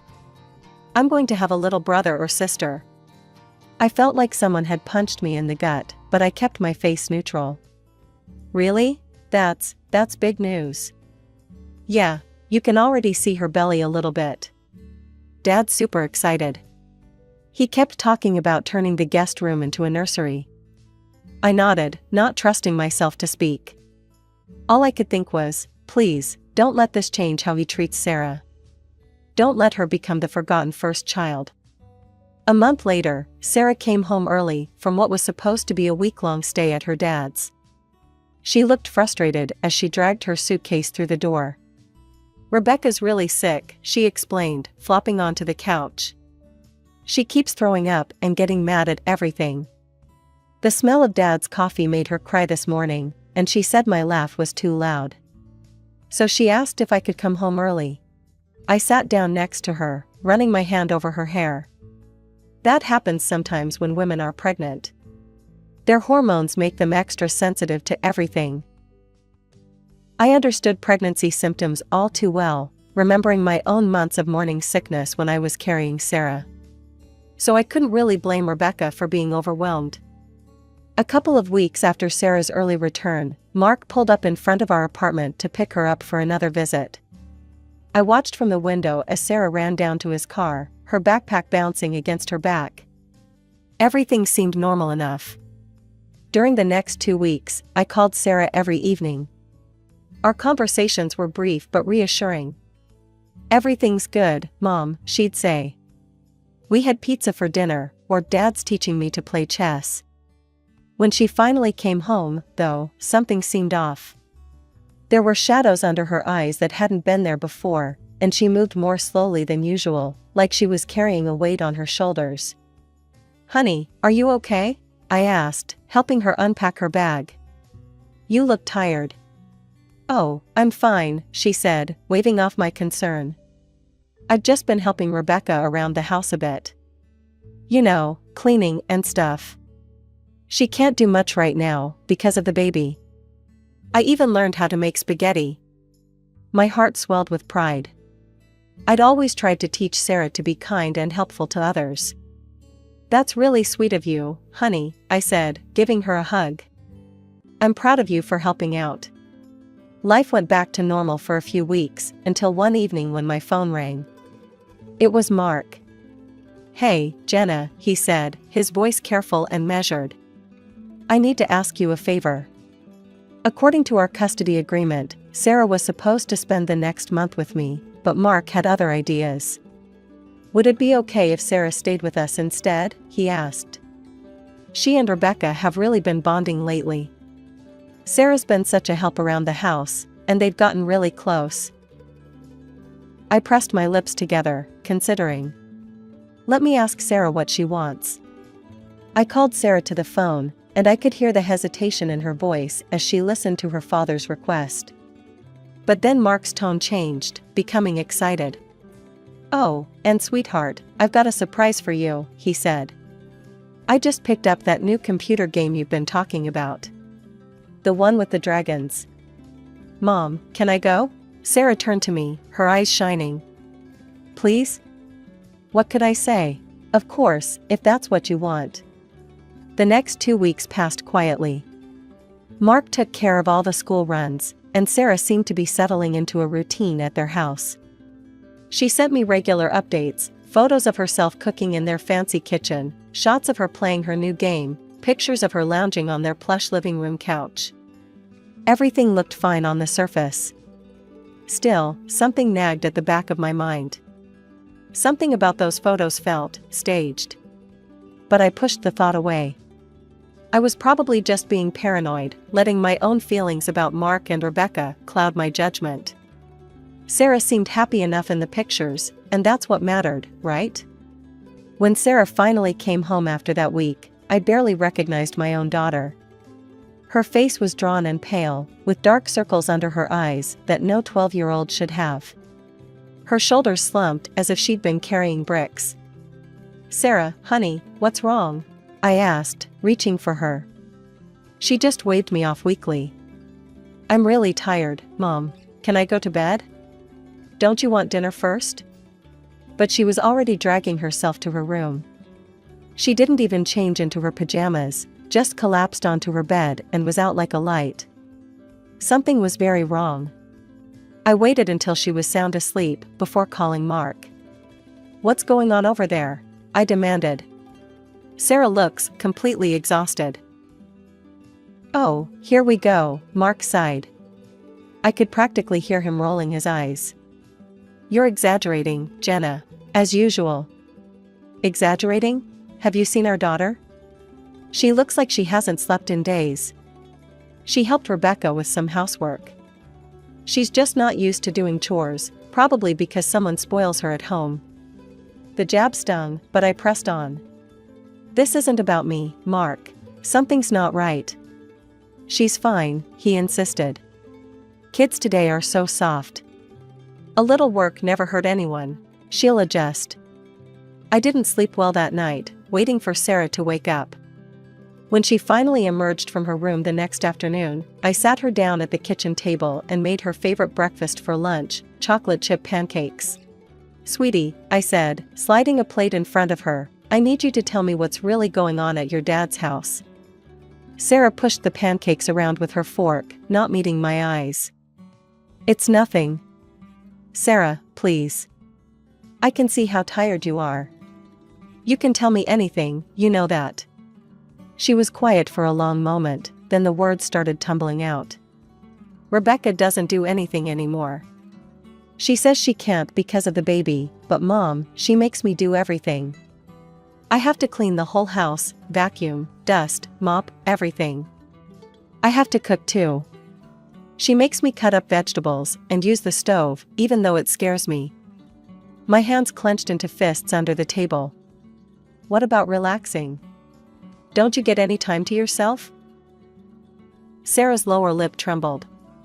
"I tried to watch TV after cleaning one day, but Rebecca said the noise gave her a headache. She just turned it off and told me to go to my room and be quiet. She says I laugh too loud and walk too heavy and... I was already pulling out my phone, dialing Mark's number. He answered on the fourth ring. "What now, Jenna? What now? How about explaining why our daughter is being treated like Cinderella in your house?" My voice shook with anger. She's 12 years old, Mark. She shouldn't be cooking and cleaning an entire house. Sarah's exaggerating, he said dismissively. Rebecca just asked for a little help, and we turned down the TV because it was too loud. You're making this into something it's not. She's scared to use the stove, Mark. She's exhausted. This isn't okay. The line went dead. He'd hung up on me. I stared at my phone in disbelief, then looked at Sarah, who was still pushing her pancakes around her plate. My daughter, my beautiful, kind-hearted daughter, who was being taken advantage of by the very people who should have been protecting her. After a few days, the situation became even more complicated. I was in the middle of reviewing quarterly reports at work when my phone rang. Seeing it was Sarah's school, my heart immediately jumped into my throat. Mrs. Mitchell? It was Mrs. Henderson, Sarah's homeroom teacher. I needed to talk to you about Sarah's performance lately. I gripped my pen tighter. Is everything okay? Well, that's just it. Sarah's grades have dropped significantly in the past month. She's falling asleep in class, her homework is often incomplete, and she seems exhausted. I know she's always been a good student, which is why this change is concerning. Is everything all right at home? My pen snapped in half. Thank you for letting me know, Mrs. Henderson. I'm aware of the situation and working on it. The moment I hung up, I tried calling Mark. Straight to voicemail. I sent him a text, we need to talk about Sarah. Her grades are dropping. Call me ASAP. The little read notification appeared under my message almost immediately, but no response came. Not that day, not the next, not for 2 weeks. When Mark finally showed up at our door for his scheduled time with Sarah, I was ready. She's not going, I said, blocking the doorway. His face darkened. Excuse me? You heard me. Her grades are tanking, she's exhausted all the time, and her teacher is worried. This isn't healthy, Mark. You can't do this, he growled. We have a custody agreement. If you violate it, I'll take you to court. Go ahead. I'd love to explain to a judge how you're letting your pregnant wife use our daughter as free household labor. Mark pushed past me into the apartment, his face red with anger. Then his expression suddenly shifted, softening as he spotted Sarah hovering in the hallway. Princess, he said, his voice gentle now. Get your things. Don't worry about what your mom's saying, I promise you won't have to do any more housework. I just miss you, sweetheart. I want to spend time with my girl. I watched Sarah's face, saw her wavering. She looked at me, uncertain. Just a minute, I said, pulling her aside while Mark waited by the door. I knelt down and whispered in her ear, take your phone with you. Turn on the voice recorder app. Record everything that happens there, what Rebecca says to you, what your dad says. It'll be our secret, okay? Sarah's eyes widened slightly, then she gave me a tiny nod. I squeezed her hand and winked. Remember, I whispered. Don't let them know you're recording. This is just between us. She hurried to pack a bag while I stood watching Mark, who was checking his phone and pretending not to be angry. 5 minutes later, Sarah was ready. I hugged her tight before she left, feeling like I was sending my child into battle with nothing but a cell phone for armor. But sometimes the best weapons aren't the ones you can see. That week was torture. Every time my phone buzzed, I'd lunge for it, only to find another short text from Sarah. I'm okay. Everything's fine. Don't worry. But mothers know when something's wrong, and everything in me screamed that things were far from fine. The doorbell rang on a rainy Tuesday afternoon. I wasn't expecting anyone, but when I opened the door, there stood Sarah, soaking wet, shivering, and alone. Oh my God, I gasped, pulling her inside. Sarah, what happened? How did you get here? I ran away, she whispered, her voice breaking. Took the bus. I looked at her hands as I helped her out of her wet jacket. They were red and raw, with calluses forming on her palms. She could barely keep her eyes open, and when she tried to take off her shoes, she winced in pain.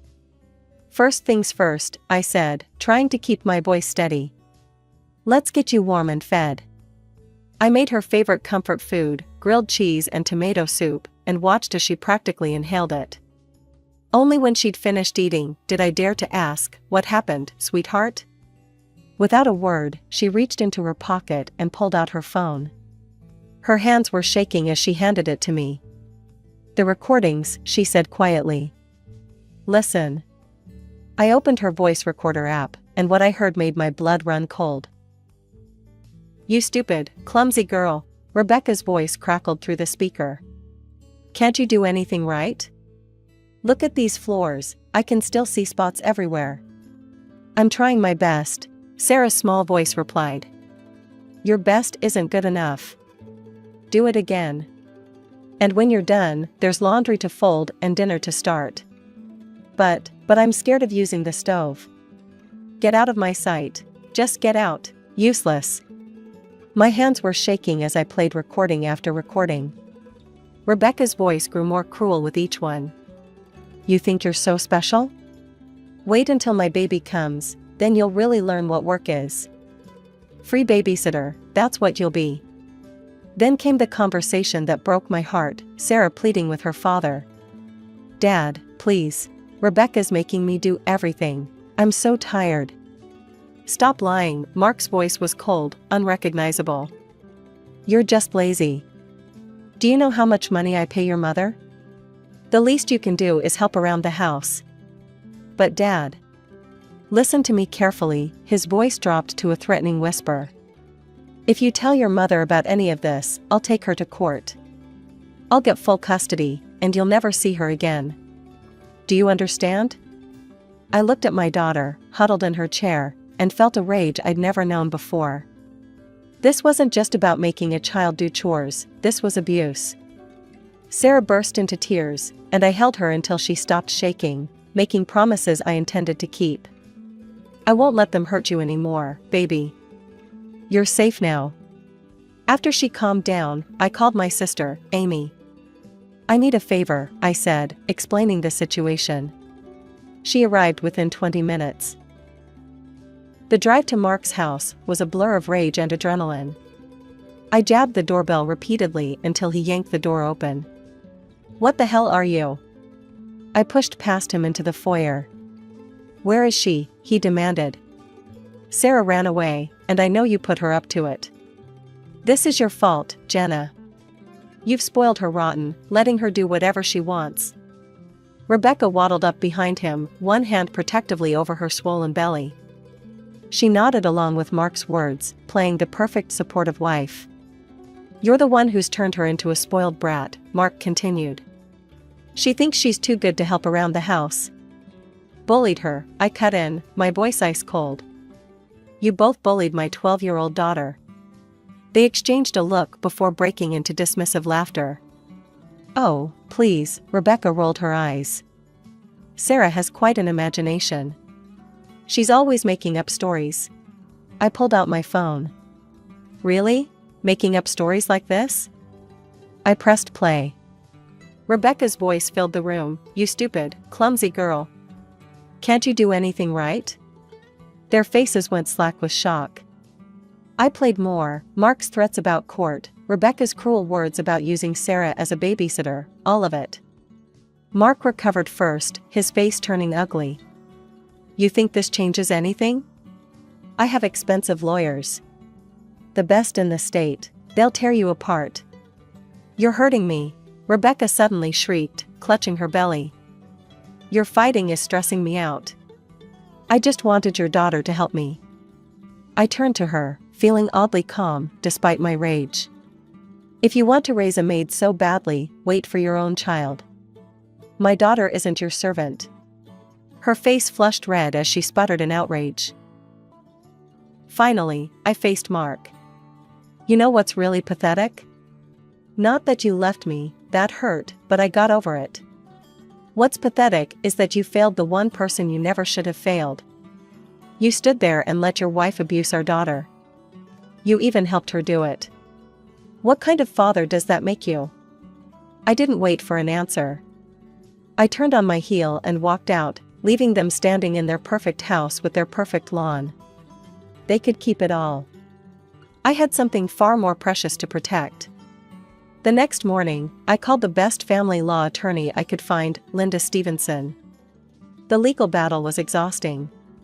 Mark's expensive lawyers painted me as a vindictive ex-wife, trying to poison my daughter against her father and his new family. They claimed I was cruel for not letting Sarah bond with her pregnant stepmother, that I was jealous of their perfect new life, that I was using Sarah as a weapon in my revenge against Mark. But then we played the recordings in court. I watched the judge's face darken as she listened to Rebecca berating Sarah, to Mark threatening our daughter, to their casual cruelty. The courtroom fell silent except for those damning voices coming through the speakers. Even Mark's fancy lawyers couldn't explain away their own recorded words. Sarah was brave enough to testify too. She sat in that witness chair, looking so small, but speaking with such clarity about what had happened. I saw several jury members wipe away tears as she described being afraid to use the stove but being forced to cook anyway, about how her hands hurt from scrubbing floors, about how she'd fallen asleep in class because she was so exhausted from all the housework. When the verdict came down, it was decisive. The judge granted me full custody, with Mark losing all visitation rights unless I explicitly permitted them. He would still have to pay child support, but he had no legal right to see Sarah without my approval. Mark exploded when the verdict was read. He stormed up to me outside the courtroom, his face red with rage. "Happy now?" he spat. "This is what you wanted all along, isn't it? Revenge because I left you for Rebecca?" I looked at him calmly, feeling nothing but pity. "You really don't get it, do you? This was never about us. This was about Sarah. But congratulations, Mark, you found yourself the perfect partner. She's just as cruel and manipulative as you are. You deserve each other." That was the last real conversation we ever had. Months passed. Sarah's grades improved dramatically once she wasn't exhausted from being treated like a servant. Her smile came back, and her laugh, that beautiful laugh that used to annoy Rebecca so much, filled our home again. We heard through mutual friends that Rebecca had given birth to a son. Mark sent a few texts asking to see Sarah, but they were half-hearted at best, and stopped entirely after a while. Sometimes I wondered if he ever truly understood what he'd lost, not just his daughter, but the chance to be the father she deserved. Sarah's 14 now, and the other day I overheard her talking to her best friend about the whole situation. "Aren't you sad about not seeing your dad?" her friend asked. "Sometimes," Sarah admitted. "But not seeing him is better than being treated like I'm worthless. Besides, I have the best mom in the world." I often look out the window, thinking about how far we'd come. The apartment might not be as fancy as Mark's big house, and we might not have expensive cars or yachts, but we have something much more valuable: peace, love, and respect. Sarah doesn't have to fear walking into her own home anymore. She doesn't have to be anyone's servant or scapegoat. She can just be herself, a bright, funny, kind-hearted teenager who deserves every happiness in the world. As for me, I've learned that sometimes the happy ending isn't the one you imagined. Sometimes it's better. Sometimes it's just a mom and her daughter, making pancakes on Saturday mornings, watching movies together, and filling their home with laughter that's as loud as they want it to be. I never had that special sisterly bond you see in movies or read about in books. Jessica was already 10 years old when I came along, practically a different generation. While she was experiencing her first crushes in high school, I was still playing with dolls. Our parents, like many who have children far apart, seemed to hold a special place in their hearts for their firstborn. Jessica could do no wrong in their eyes, and that pattern continued well into our adult years. When I turned 18 and started college in our hometown, Jessica was getting married to David, a local accountant she'd met at church. I remember her wedding day clearly. She was glowing with happiness, and our parents couldn't stop crying tears of joy. I was just relieved I could live at home while attending college, to save money. Little did I know what that decision would cost me. Jessica wasted no time settling into her role as a housewife. Within months of the wedding, she announced her pregnancy. Isn't it wonderful, Robin? She gushed. You're going to be an aunt. I smiled and nodded, not realizing this announcement would completely derail my college experience. 3 months after little Tommy was born, Jessica started showing up at our parents' house unannounced. I just need a break, she'd say, practically throwing Tommy into Mom's arms. I'll be back in a few hours. Robin's home anyway, she can help. I'd be in my room, surrounded by textbooks and notes, when Mom would knock on my door. Robin, honey, could you watch Tommy while I make dinner? It became a daily routine. My study time was constantly interrupted by a crying baby and my mother's gentle but persistent requests for help. I tried to balance everything, but it was exhausting. Then, just when I thought I had somewhat adjusted to the situation, Jessica dropped another bombshell during Sunday dinner. We're having another baby, she announced. Tommy's going to be a big brother. 2 years later, I was in my final year of college, trying desperately to prepare for my exams while dealing with both 3-year-old Tommy running wild through the house and baby Michael screaming at the top of his lungs. Jessica, I said one afternoon, after she'd dropped both kids off so she could go to the movies with her friends, have you considered hiring a babysitter? She looked at me like I'd suggested she sell her children. Do you know how expensive babysitters are these days? She scoffed. Besides, why should we pay someone when we have family who can watch them for free? Our mother, who was currently chasing Tommy as he ran through the house with her reading glasses, just nodded absently. Of course she didn't mind, Jessica was her precious firstborn, and she'd never deny her anything. Meanwhile, our house had turned into complete chaos. Tommy treated every room like his personal playground, leaving a trail of destruction wherever he went. One morning, I woke up to find he'd emptied all my college folders onto the floor and used my notes as drawing paper. Baby Michael's piercing screams provided a constant soundtrack to the mayhem. Robin, Mom called out one afternoon, her voice strained. Please come help with the boys. I can't handle them anymore today. I heard something crash downstairs, followed by Tommy's gleeful giggling. I can't, Mom, I shouted back through my locked door. I have finals next week. You're being selfish. Dad's voice joined the chaos. These are your nephews. Family helps family. I turned up my music to drown out their voices and the sound of another crash downstairs. My hands were shaking as I highlighted important passages in my textbook. I felt guilty, but I also knew that if I didn't pass these exams, my whole future would be affected. The next few weeks were tense, but I managed to graduate with honors despite the constant disruptions. My first priority after securing a job at Anderson & Associates was finding my own place. The starting salary wasn't huge, but it was enough to rent a small one-bedroom apartment across town. That first night in my apartment was the most peaceful I'd experienced in years. No screaming, no crying, no chaos, just blessed silence. 2 years passed, and I'd managed to create a comfortable life for myself. Then came the news of Jessica's third pregnancy. It's another boy, Mom told me during one of our weekly phone calls. Isn't it wonderful? Yeah, wonderful, I said, already imagining the increased chaos.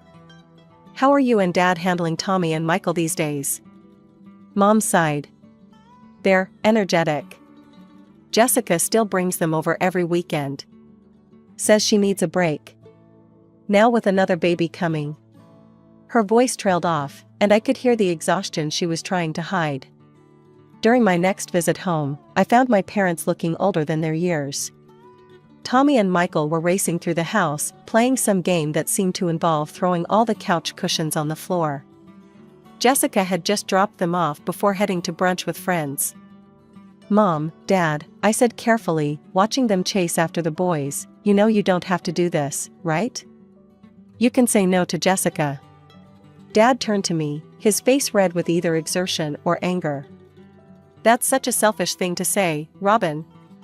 This is what family does. There's nothing selfish about setting boundaries, I argued. You both look exhausted. You don't understand what family means, Mom snapped, even as she picked up another cushion from the floor. You've never understood. When you have children of your own, you'll get it. I left their house that day feeling frustrated and sad. It seemed like nothing had changed. Jessica was still taking advantage, our parents were still enabling her, and I was still the bad guy for pointing out the obvious. Over time, my weekend visits home became increasingly difficult to endure. Each time I walked through my parents' door, I found myself stepping into what felt like a war zone. Tommy, now 5, and Michael, 3, had developed a particularly nasty habit of turning mealtimes into food fights, with 6-month-old Kevin, their youngest brother, usually ending up as their unwilling target. One Sunday lunch was especially horrible. I watched in horror as Tommy loaded his spoon with mashed potatoes and launched it across the table at Michael, who retaliated with a handful of green peas. Kevin, caught in the crossfire, ended up with baby food dripping down his face, sobbing while his older brothers laughed. I couldn't take it anymore. Enough. I slammed my hand on the table, making everyone jump. Tommy, Michael, get over here right now. They stared at me, unused to being confronted. Look at this mess you've made, I pointed to the food-splattered floor and walls. And look at your brother crying. This is unacceptable. You're going to clean this up, now. To everyone's surprise, including my own, they actually started cleaning. Maybe it was the shock of someone finally standing up to them. That's when Jessica burst through the door, returning from her weekly spa appointment. What's going on here? She demanded, seeing her older boys on their hands and knees wiping the floor. They made a mess at lunch, I explained. They're cleaning it up. Jessica's face turned red. How dare you? They're just children. You're being cruel to them. Cruel? I couldn't believe what I was hearing. Jessica, they were throwing food at Kevin. He was crying. This isn't okay behavior. You don't have children, she spat. You don't understand anything. I looked at our parents, hoping they'd back me up, but they just sat there, looking tired and defeated. I couldn't understand why they wouldn't stand up to Jessica, why they kept letting her take advantage of their kindness. Life went on like this for 3 more years, with me limiting my visits home to avoid the chaos. Then everything changed when I met James. He was nothing like anyone I'd dated before. Smart, kind, and most importantly, he understood the importance of boundaries. We met at a coffee shop near my office. He'd accidentally taken my latte, and we ended up talking for hours. After 6 months of dating, we introduced each other to our families. His parents, Robert and Diana, were lovely people who raised their voices about as often as they burned dinner, which was never. The contrast between their peaceful home and my parents' chaos was striking. Christmas had always been a big deal in our family, and this year was supposed to be extra special since James and I were newly engaged. Mom went all out with the decorations, the tree was beautiful, presents were wrapped perfectly in matching paper, and the house smelled amazing with all her holiday baking. When James and I arrived early to help, the atmosphere was festive and warm. My cousins Mark and Sarah were already there with their kids, who were quietly playing board games in the corner. Several of our relatives had traveled from out of town, including Great-Aunt Martha, who immediately pulled me into a tight hug. Let me see that ring, dear, she said, admiring my engagement ring. James is such a lovely young man. You two will be so happy together. Everything was picture perfect. Mom had outdone herself with the food, Dad was telling his favorite stories, and even the kids were well behaved, saying please and thank you when offered cookies. It felt like a scene from a Christmas movie. Then the front door burst open. Merry Christmas! Jessica's voice rang out, but it was immediately drowned by the sound of her 3 boys storming into the house like a hurricane. Tommy, now 8, immediately ran straight into Great-Uncle George, nearly knocking him over. Michael, 6, started chasing his cousins, who had been quietly reading on the couch. 3-year-old Kevin was screaming at the top of his lungs, for no apparent reason. Boys will be boys, Jessica laughed, while her husband David stared at his phone, completely checked out of the situation. Before anyone could stop them, Tommy and Michael discovered the presents under the tree. They didn't just look at them or shake them, they started ripping them open. All of them.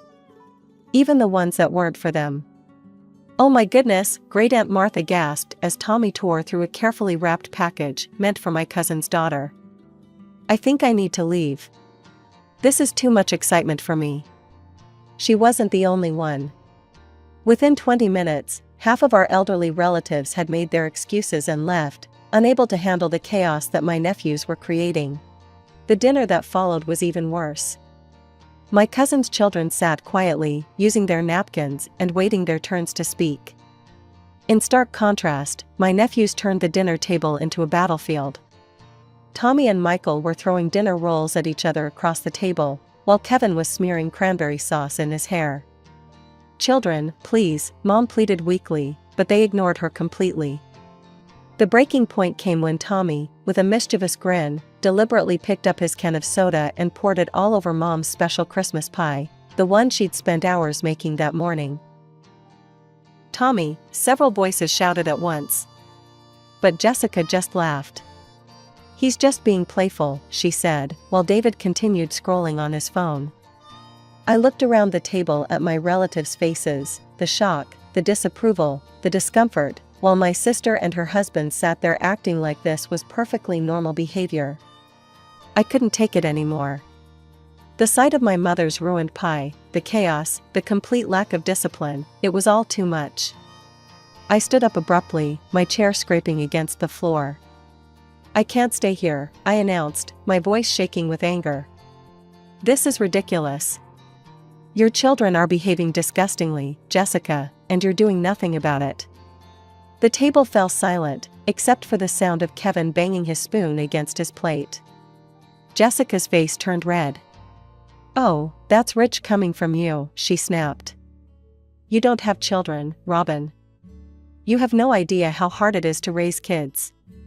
When you have your own, then you can judge my parenting." I let out a bitter laugh and gestured toward my cousin's children, who were sitting quietly, looking uncomfortable with the whole situation. "Really? Then how do you explain them? Sarah and Mark's kids have been perfectly well behaved all day. They use their manners, they don't destroy things, they don't throw food. How is that possible if children are supposedly impossible to control?" "Those kids are just different," Jessica sputtered. "No, the difference is that Sarah and Mark actually parent their children," I shot back. "When was the last time you made your kids face any consequences for their actions?" Jessica's eyes welled up with tears. "You're so cruel. You've always hated my children." "I don't hate them," I said, fighting to keep my voice steady. "I hate watching them grow up without any guidance or discipline. I hate seeing Mom and Dad's house destroyed every time you visit. I hate that you think this behavior is normal." James stood up beside me, placing a gentle hand on my shoulder. "I think we should go," he said quietly. Jessica was full-on crying now, while her boys continued their chaos, completely unfazed by the drama unfolding around them. David finally looked up from his phone, seeming mildly annoyed by the disruption. "Merry Christmas, everyone," I said, my voice thick with sarcasm. "Sorry, Mom, but I just can't watch this anymore." James and I left to the sound of Jessica's sobs and Tommy's triumphant yell as he launched another dinner roll across the room. 2 months later, we were sitting in our apartment, working on the wedding guest list. The Christmas disaster was still fresh in our minds as we looked at the names. "We can't invite the boys," I said finally, voicing what we were both thinking. "They'll ruin everything." "Can you imagine them during the ceremony? During the reception?" James nodded. "What if we just make it completely child-free? No kids under 16, period. That way it's not personal, it's just a blanket policy." "You don't think people will be offended?" "Some might be," he admitted. "But if it applies to everyone equally, it's harder to argue with. Sarah and Mark might be disappointed their kids can't come, but at least they'll understand it's not targeted at them specifically." I thought about the peaceful ceremony we'd been planning. No chaos, no food fights, no screaming children. Just an elegant celebration of our love, surrounded by mature guests who could actually appreciate the moment. "A child-free wedding," I repeated, trying out the words. "You know what? I actually love it. I chose a Sunday afternoon to break the news to my family. In retrospect, maybe I should have done it when Jessica and her kids weren't there, but finding them absent from our parents' house was like trying to catch lightning in a bottle. As soon as I walked in, I had to dodge a remote control flying through the air, thrown by Tommy while chasing Michael. Kevin was crying on the floor because his brothers had knocked over his blocks for the third time. "Mom, Dad," I started, raising my voice over the chaos. "Jessica, I need to talk to you all about the wedding." "Sure, honey," Mom said, trying to clean up juice that Kevin had spilled on the carpet. I took a deep breath. James and I have decided to make the wedding child-free. No children under 16 will be attending. The chaos stopped for approximately 2 seconds before Jessica erupted. "What?" she screamed, jumping up from the couch. "You can't do that." "What about my boys?" "The policy applies to all children," I explained, trying to keep my voice calm. "Not just yours. This is because you hate them." Jessica was turning red now, her voice getting louder with each word. "You've always hated my children.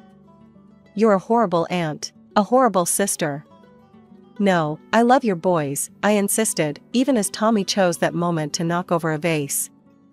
"But you saw what happened at Christmas. The food fights, the presents being torn open, the ruined pie. That was just kids being kids." "No, Jessica, it wasn't. Mark and Sarah's kids were there too, remember? They didn't destroy anything. They didn't ruin Christmas for everyone else." "Oh, here we go again with the perfect cousins' perfect children," Jessica screamed. "Well, you know what?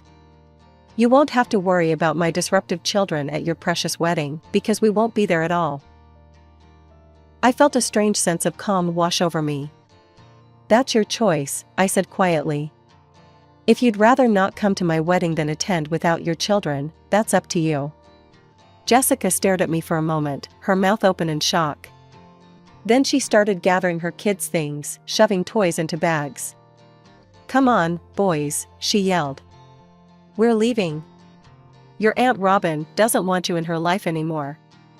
"That's not what I said," I started, but she was already herding the boys toward the door.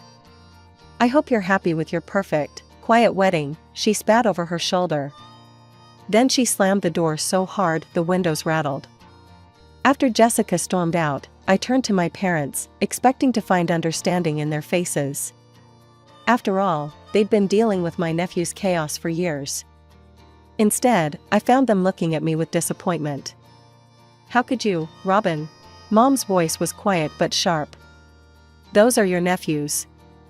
"Mom, you've seen how they behave," I said, incredulous.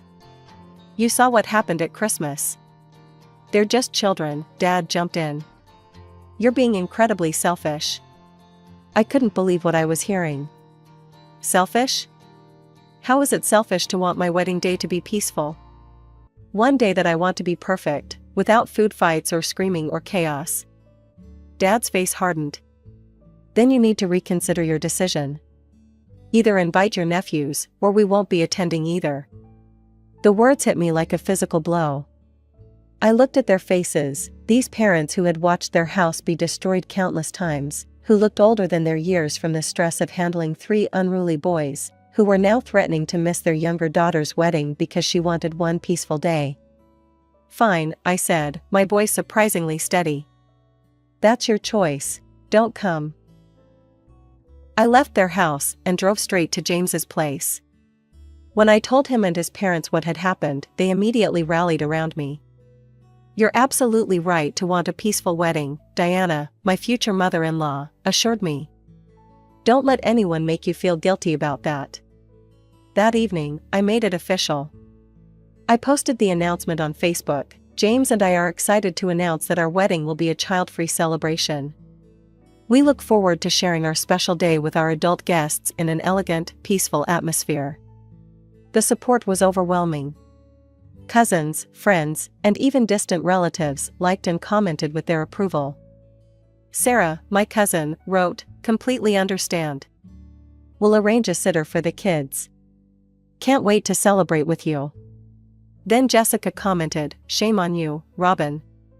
You're tearing this family apart with your selfishness. You've always been jealous of my children and now you're excluding them from this important family event. I hope you're happy with yourself." The response was immediate and unexpected. Relatives who had witnessed the Christmas disaster jumped to my defense. "Jessica, your kids destroyed the Christmas celebration," Aunt Linda wrote. "They ruined presents that weren't theirs, threw food, and drove half the family to leave early. Maybe instead of attacking Robin, you should focus on teaching your children how to behave in public," Great Aunt Martha chimed in. Comment after comment appeared, each one recounting another instance of my nephew's bad behavior and Jessica's lack of parenting.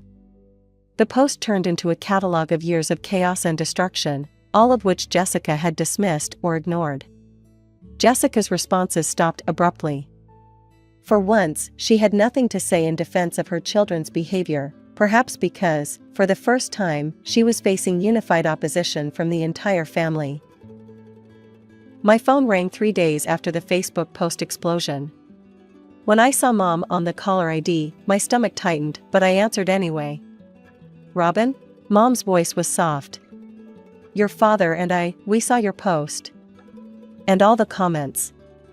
We had no idea so many people felt this way. Seeing everyone describe what happened at Christmas, and all the other occasions. "We'll be at your wedding, honey," Dad chimed in. "With or without your sister. You deserve your perfect day." The relief was overwhelming. "Thank you," I managed to say through my tears. "That means everything to me." After that conversation, I sent Jessica and David a formal wedding invitation with a handwritten note. "I would love to have you both there to celebrate with us. I know it's difficult without the boys, but this is important to me. Love, Robin." Weeks passed without a response. As the RSVPs rolled in, Jessica's silence became her answer. The wedding day itself was everything I'd dreamed of. The ceremony was peaceful and elegant, without a single interruption. During the reception, adults could actually have conversations without shouting over chaos. No food was thrown, no decorations were destroyed, no one cried except my mom, happy tears as she watched us exchange our vows. "This is lovely," Great Aunt Martha told me during the reception. "So dignified, so peaceful." James squeezed my hand under the table. He knew I was thinking about the empty seats where Jessica and David should have been. A week after we returned from our honeymoon, Mom called with news. "Jessica hasn't brought the boys over since your wedding," she said. "I tried to call her, but she won't answer." "She's punishing you for coming to my wedding," I said quietly. "Maybe," Mom sighed. "But you know what? For the first time in years, your father and I feel rested. Our house is still clean at the end of the day. Maybe this isn't entirely a bad thing." I understood what she meant. Sometimes relationships need to break before they can be rebuilt properly. Perhaps this was our family's breaking point, the moment when we finally stopped pretending everything was fine and acknowledged the problems that had been growing for years. I still hope that one day Jessica will understand that my wedding wasn't about excluding her children, it was about having one day of peace. I hope she'll realize that her boys' behavior isn't normal or acceptable, and that letting them run wild isn't doing them any favors. I hope that someday we can rebuild our relationship on a foundation of mutual respect and understanding. Until then, I have my memories of a perfect wedding day, surrounded by people who understood and supported my choice. I have my new husband and his loving family. And I have the knowledge that sometimes standing up for yourself, even when it's difficult, even when it hurts, is the right thing to do. I never thought fairy tales could come true until I got my own evil stepmother. But let me start from the beginning. My name is Ashley, and my early childhood was what most would consider normal, even privileged. My parents were successful business people, living in a beautiful 2-story house in Connecticut. Dad worked hard building his company from the ground up, while Mom had her own priorities. She was rarely home, always out with her friends, especially her best friend Diana. They were inseparable, getting their nails done, having long lunches at fancy cafes, shopping at expensive boutiques. I remember sitting at the kitchen table, doing homework alone while Dad heated up another microwave dinner. "Where's Mom?" I'd ask, though I already knew the answer. "She's out with Diana again, sweetheart," Dad would say, trying to hide his disappointment. "But hey, how about we make this dinner special? I bought your favorite ice cream for dessert." That was Dad, always trying to fill both roles, to make everything okay. But even his best efforts couldn't prevent what happened when I was 9. I still remember that day with painful clarity. Mom came home late, as usual, but instead of sneaking up to her room, she called for a family meeting. "I'm leaving," she announced, her voice eerily calm. "I've fallen in love with someone else. We're moving to Europe next month. You can keep full custody of Ashley."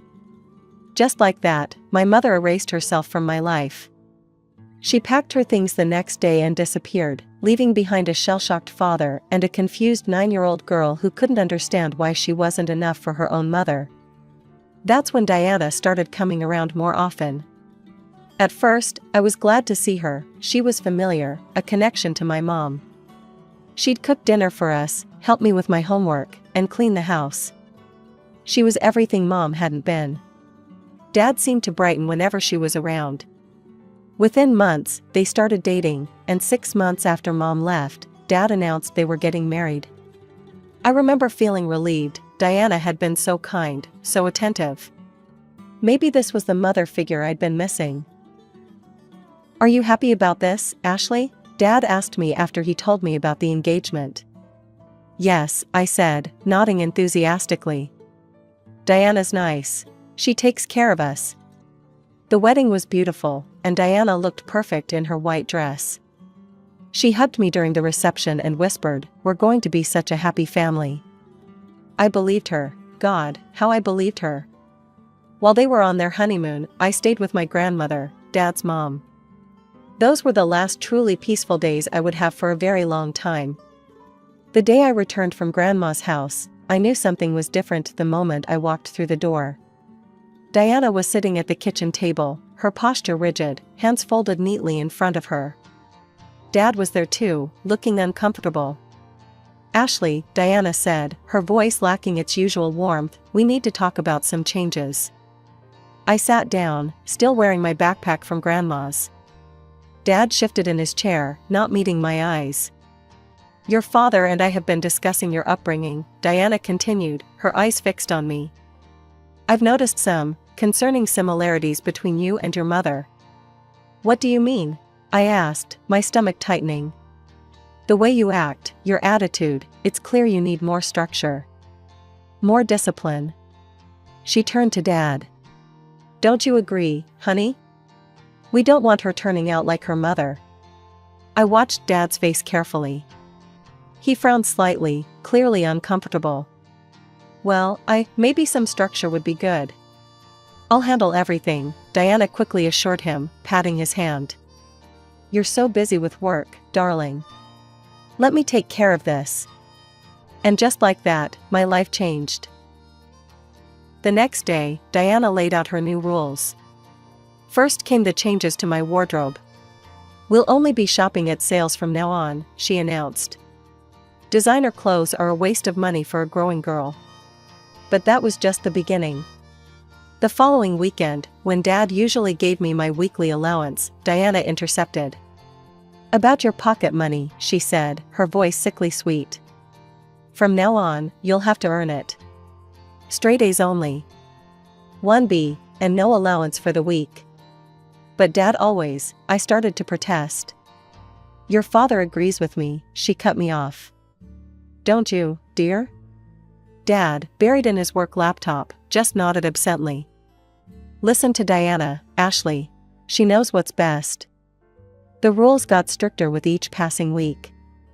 Diana started keeping a notebook, a detailed record of my every transgression. One morning, I rushed to school without making my bed. It went in the notebook. A glass left on the counter instead of being put in the dishwasher? In the notebook. Homework completed but not filed properly in my folder? Another mark.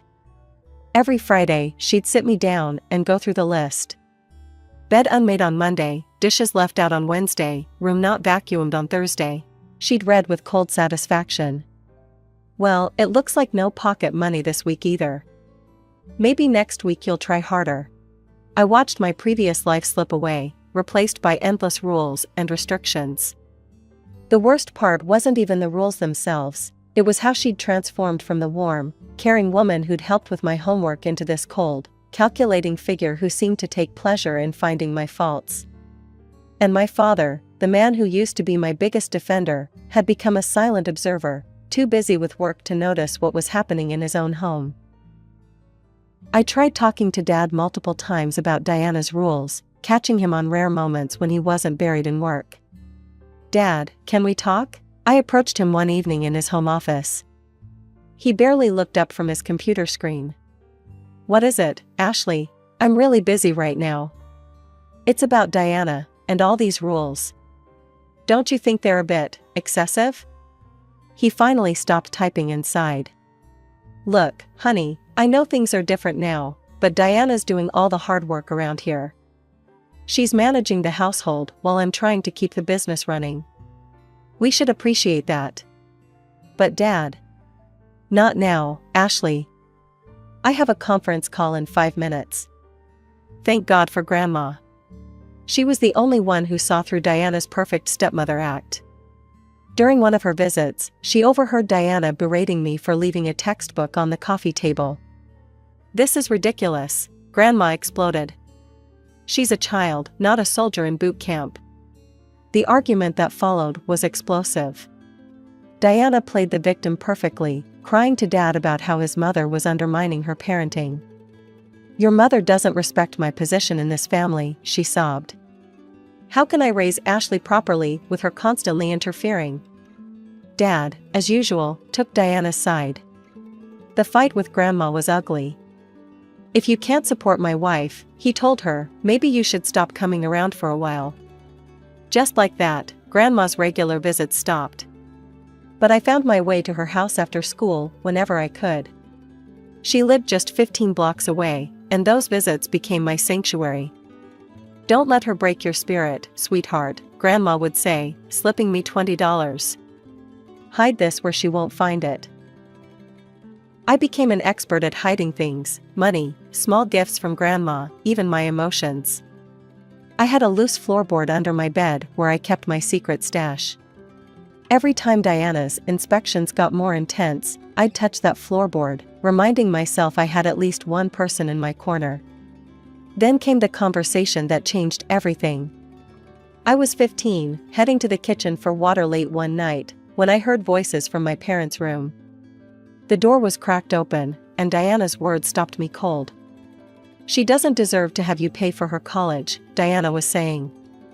"You've seen how she behaves. All that attitude, just like her mother. If you keep pampering her like this, she'll end up exactly the same way, running off and abandoning her family." I held my breath, waiting for Dad to defend me. The silence stretched out painfully. Maybe you're right," he finally said, uncertainty clear in his voice. "But we did promise." "Promises to ungrateful children need to be reconsidered," Diana pushed. "Think about it, darling. We could use that money for our future instead." I didn't stay to hear more. Back in my room, I lay awake for hours, Diana's words echoing in my head. I knew her influence over Dad would only grow stronger. If I wanted a future, I'd have to make it happen myself. That night, I made a decision. I would study harder than ever before. Every free moment would be dedicated to schoolwork. I would get a full scholarship to college if it killed me. The next 2 years became a blur of studying, extracurricular activities, and competitions. I joined every academic club I could find: debate team, science club, math club. My weekends were spent either studying or participating in state competitions. The trophy shelf in my room slowly filled up with awards: first place in the state science fair, top speaker at the regional debate championship, perfect score on the math Olympiad. Diana couldn't stand it. Every achievement, every award seemed to irritate her more. But she couldn't criticize me anymore, not when teachers were calling home to praise my performance, Not when local newspapers were featuring my academic achievements. Finally, graduation day arrived. I'd done it, a full scholarship to Marshall University in the neighboring state. The letter had come 2 weeks earlier, and I'd been waiting for the right moment to tell them. I chose dinner after graduation, thinking surely, on this day of all days, even Diana couldn't ruin things. I got into Marshall, I announced, still wearing my graduation gown. Full academic scholarship.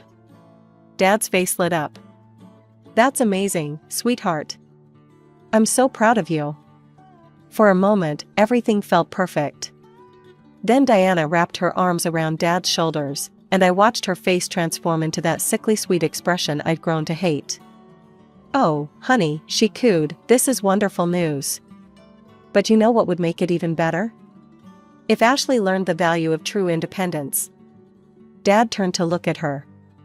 "What do you mean?" "Well," Diana continued, her voice dripping with false concern, "we shouldn't spoil her too much. The scholarship is great, but maybe she should pay for her own housing? Get a job, learn some responsibility?" I watched in disbelief as Dad nodded slowly. "That actually makes sense." Something inside me snapped. All the years of pent-up frustration, all the silent suffering, everything came pouring out at once. "Makes sense?" I stood up so quickly, my chair fell backward. "Nothing about this makes sense. You've let her control everything for years. She's turned this house into a prison, and you just sit there and nod along with whatever she says." "Ashley," Dad started, but I wasn't finished. "You already had money saved for my college." "I know you did, I heard you talking about it years ago." "But let me guess, Diana, you convinced him to spend it on something else, didn't you? Just like you convinced him to stop letting Grandma visit, to stop being my father." Diana's face turned red with rage. "How dare you," she shrieked, jumping up from her chair. "After everything we've done for you. Is this how you show gratitude?" "Gratitude?" I laughed bitterly. "For what? For making my teenage years a living hell? For taking my weekly allowance? See?" Diana turned to Dad, tears suddenly appearing in her eyes. "This is exactly what I've been warning you about. She doesn't respect you at all. All she cares about is money, money, money. Just like her mother." I watched Dad's face change, hardening into something I'd never seen before. He stood up slowly, his hands shaking. "Get out," he said quietly. "Diana's right, you've become exactly like your mother. Selfish, ungrateful, only thinking about yourself. I won't have another woman like that in my house. Pack your things and leave." The words hit me like physical blows. Behind Dad's shoulder, I could see Diana's triumphant smirk, quickly hidden behind a hand raised in fake distress. I ran upstairs to my room, tears blurring my vision. My hands shook as I threw clothes into my suitcase, grabbed my awards and photos, and emptied my secret stash from under the floorboard. The whole time, I could hear Diana's voice downstairs, consoling Dad, "It's not your fault, honey. Some people just can't be helped." Grandma's house was only a 15-minute drive away, but it felt like hours. She opened the door, took one look at my tear-stained face, and pulled me into a fierce hug. "He kicked me out," I sobbed into her shoulder. "He said I'm just like Mom." "Your father's a fool," she said firmly, helping me with my bags. "But you're not going to let them win. You're stronger than that." I stayed with Grandma through the summer, working at a local bookstore to save up money. She helped me research apartments near Marshall University, and when August came, she handed me an envelope. "It's not much," she said, "but it should cover your first few months' rent. The rest is up to you." College life was hard at first. I found a tiny studio apartment that I could barely afford, and got a job as a waitress at a cafe near campus. My schedule was brutal: morning classes, afternoon study sessions in the library, evening shifts at the cafe, then homework until midnight. But it was worth it. Every time I felt like giving up, I remembered Diana's smirk, and it gave me the energy to keep going. The years passed quickly. I made friends, earned top grades, and slowly built a new life for myself. My phone never rang with calls from home, not on birthdays, not on holidays, not even when I made the dean's list every semester. The only connection to my old life was Grandma, who called every Sunday without fail. After graduation, I was offered a position at Anderson and Mitchell, one of the top consulting firms in the city. The starting salary was more than enough for me to afford a nice one-bedroom apartment in a good neighborhood. I framed my diploma and hung it next to my job offer letter, tangible proof that I'd made it on my own. I met Mike at a coffee shop near my office. It was such a cliché, I literally bumped into him while rushing to get my morning latte, spilling his drink all over his suit. I insisted on buying him a new one, and somehow that turned into dinner that evening. Mike was different from anyone I'd ever met, kind, genuine, and completely devoted to his family. Meeting his parents showed me what a real, loving family looked like. After a year of dating, Mike took me to that same coffee shop where we'd met. He got down on one knee right there, pulling out a beautiful diamond ring. "Ashley," he said, his voice shaking slightly, "will you marry me?" I said yes through tears of joy, and the entire coffee shop erupted in applause. Later that evening, I posted a photo of us on Instagram, me showing off the ring, Mike kissing my cheek, both of us grinning like idiots. The call came exactly 1 week later. I was at work when an unknown number flashed on my phone. Something made me answer it. "Hello, Ashley," the voice sent chills down my spine. "It's been a while." "Diana?" My hand tightened around the phone. "How did you get my number?" "Oh, I have my ways," she laughed softly. "I saw your engagement announcement. Quite a lovely ring. You must be so excited to plan the wedding. What do you want?" "To help, of course." Her voice dripped with false sweetness. "You know, every bride deserves to have her father walk her down the aisle." My heart skipped a beat. "What are you talking about?" "I'm talking about a deal, dear. A simple transaction, really. $25,000, and I'll convince your father to reconcile with you. I'll make sure he's there to walk you down the aisle on your big day." I felt sick. "And if I refuse?" "Well," she chuckled, "let's just say your father won't be attending the wedding. You know how he is, he does everything I say. I manage all our money, and that fool doesn't even question where it goes." She kept talking, her voice growing more smug with each word. "Remember when I convinced him to kick you out? So easy. Men are such simple creatures, really.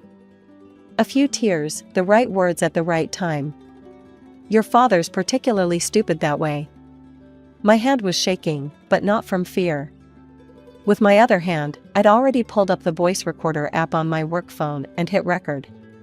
Diana's voice kept flowing, detailing years of manipulation and deceit. "So what do you say, dear? 25,000 is a small price to pay for a father's love, isn't it?" I forced myself to keep my voice steady. "I need to think about it." "Don't think too long. The offer expires in a week." She hung up with a click. I sat at my desk, staring at the recording on my phone. 7 minutes and 32 seconds of Diana revealing her true nature. 7 minutes and 32 seconds that could change everything. That evening, I played the recording for Mike in our apartment. His face darkened with each passing second. "We need to send this to your father right now," he said, reaching for his phone. I put my hand over his. "No, I have a better idea." I smiled, already opening my laptop. She's always been so careful to maintain her perfect image.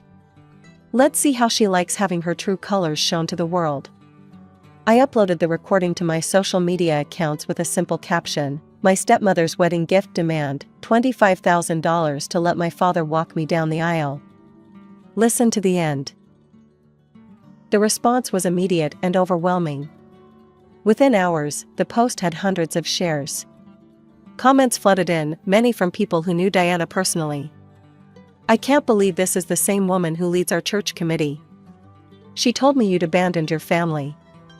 I'm so sorry I believed her. This explains why she suddenly had that new car last year. The truth about Diana was spreading like wildfire through our small community. Her carefully constructed facade was crumbling, post by post, share by share. 3 days later, my phone rang. It was Dad. "Can you come home?" His voice sounded rough, like he'd been crying. "Please, Ashley, we need to talk." I drove the 4 hours back to my childhood home the next day. The house looked exactly the same from the outside, but something felt different. Diana's expensive SUV wasn't in the driveway. Her prized rose bushes were untended. Dad opened the door before I could knock. He looked older, tired, his hair grayer than I remembered. We stood there awkwardly for a moment before he pulled me into a tight hug. Inside, the house was eerily quiet. No sign of Diana. "She's gone," Dad said, answering my unspoken question. "I kicked her out the day after I heard that recording. Filed for divorce the next morning." He slumped into his favorite armchair, looking defeated. "I've been such a fool, Ashley. All these years, I was so blind. The way she manipulated me, turned me against you, against my own mother." His voice cracked. "I believed every lie she told me. I let her destroy our family." Tears started rolling down his cheeks. "I threw you out, my own daughter. I chose her over you. How can you ever forgive me?" I sat on the arm of his chair, like I used to do when I was little. "I forgive you, Dad." He looked up, surprised. "But," I continued, "I need time. We can't just pretend those years didn't happen. We need to rebuild our relationship, slowly." The next 6 months were a journey of healing. Dad and I started with weekly phone calls, awkward at first, but gradually becoming more natural. We met for coffee every other weekend, sometimes just the two of us, sometimes with Mike joining us. Grandma started visiting the house again, and watching Dad rebuild his relationship with her helped me believe in second chances. Meanwhile, the divorce proceedings moved forward.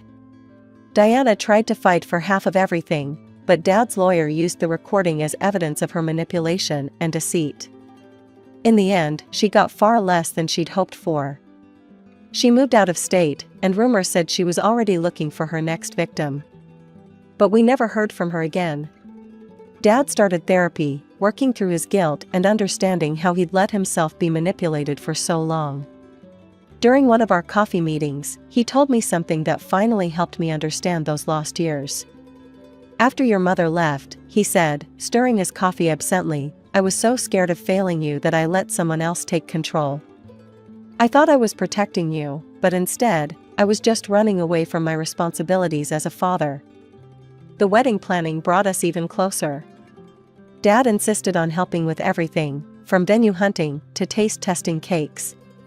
He even joined Mike's family for the rehearsal dinner, fitting in perfectly with their warm, boisterous dynamic. On the morning of my wedding, Dad arrived early at the bridal suite. He looked handsome in his tuxedo, but his hands were shaking as he knocked on the door.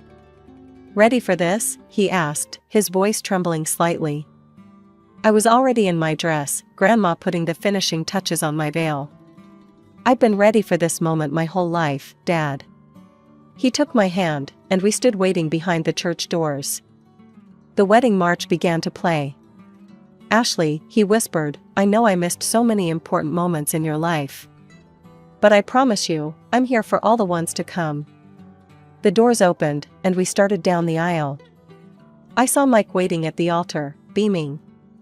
I saw our friends and family smiling, Grandma in the front row already dabbing at her eyes.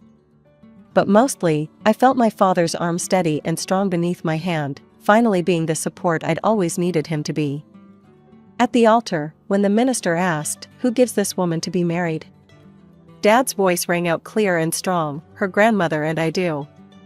Later, during the reception, I watched Dad dancing with Grandma, both of them laughing like I hadn't seen in years.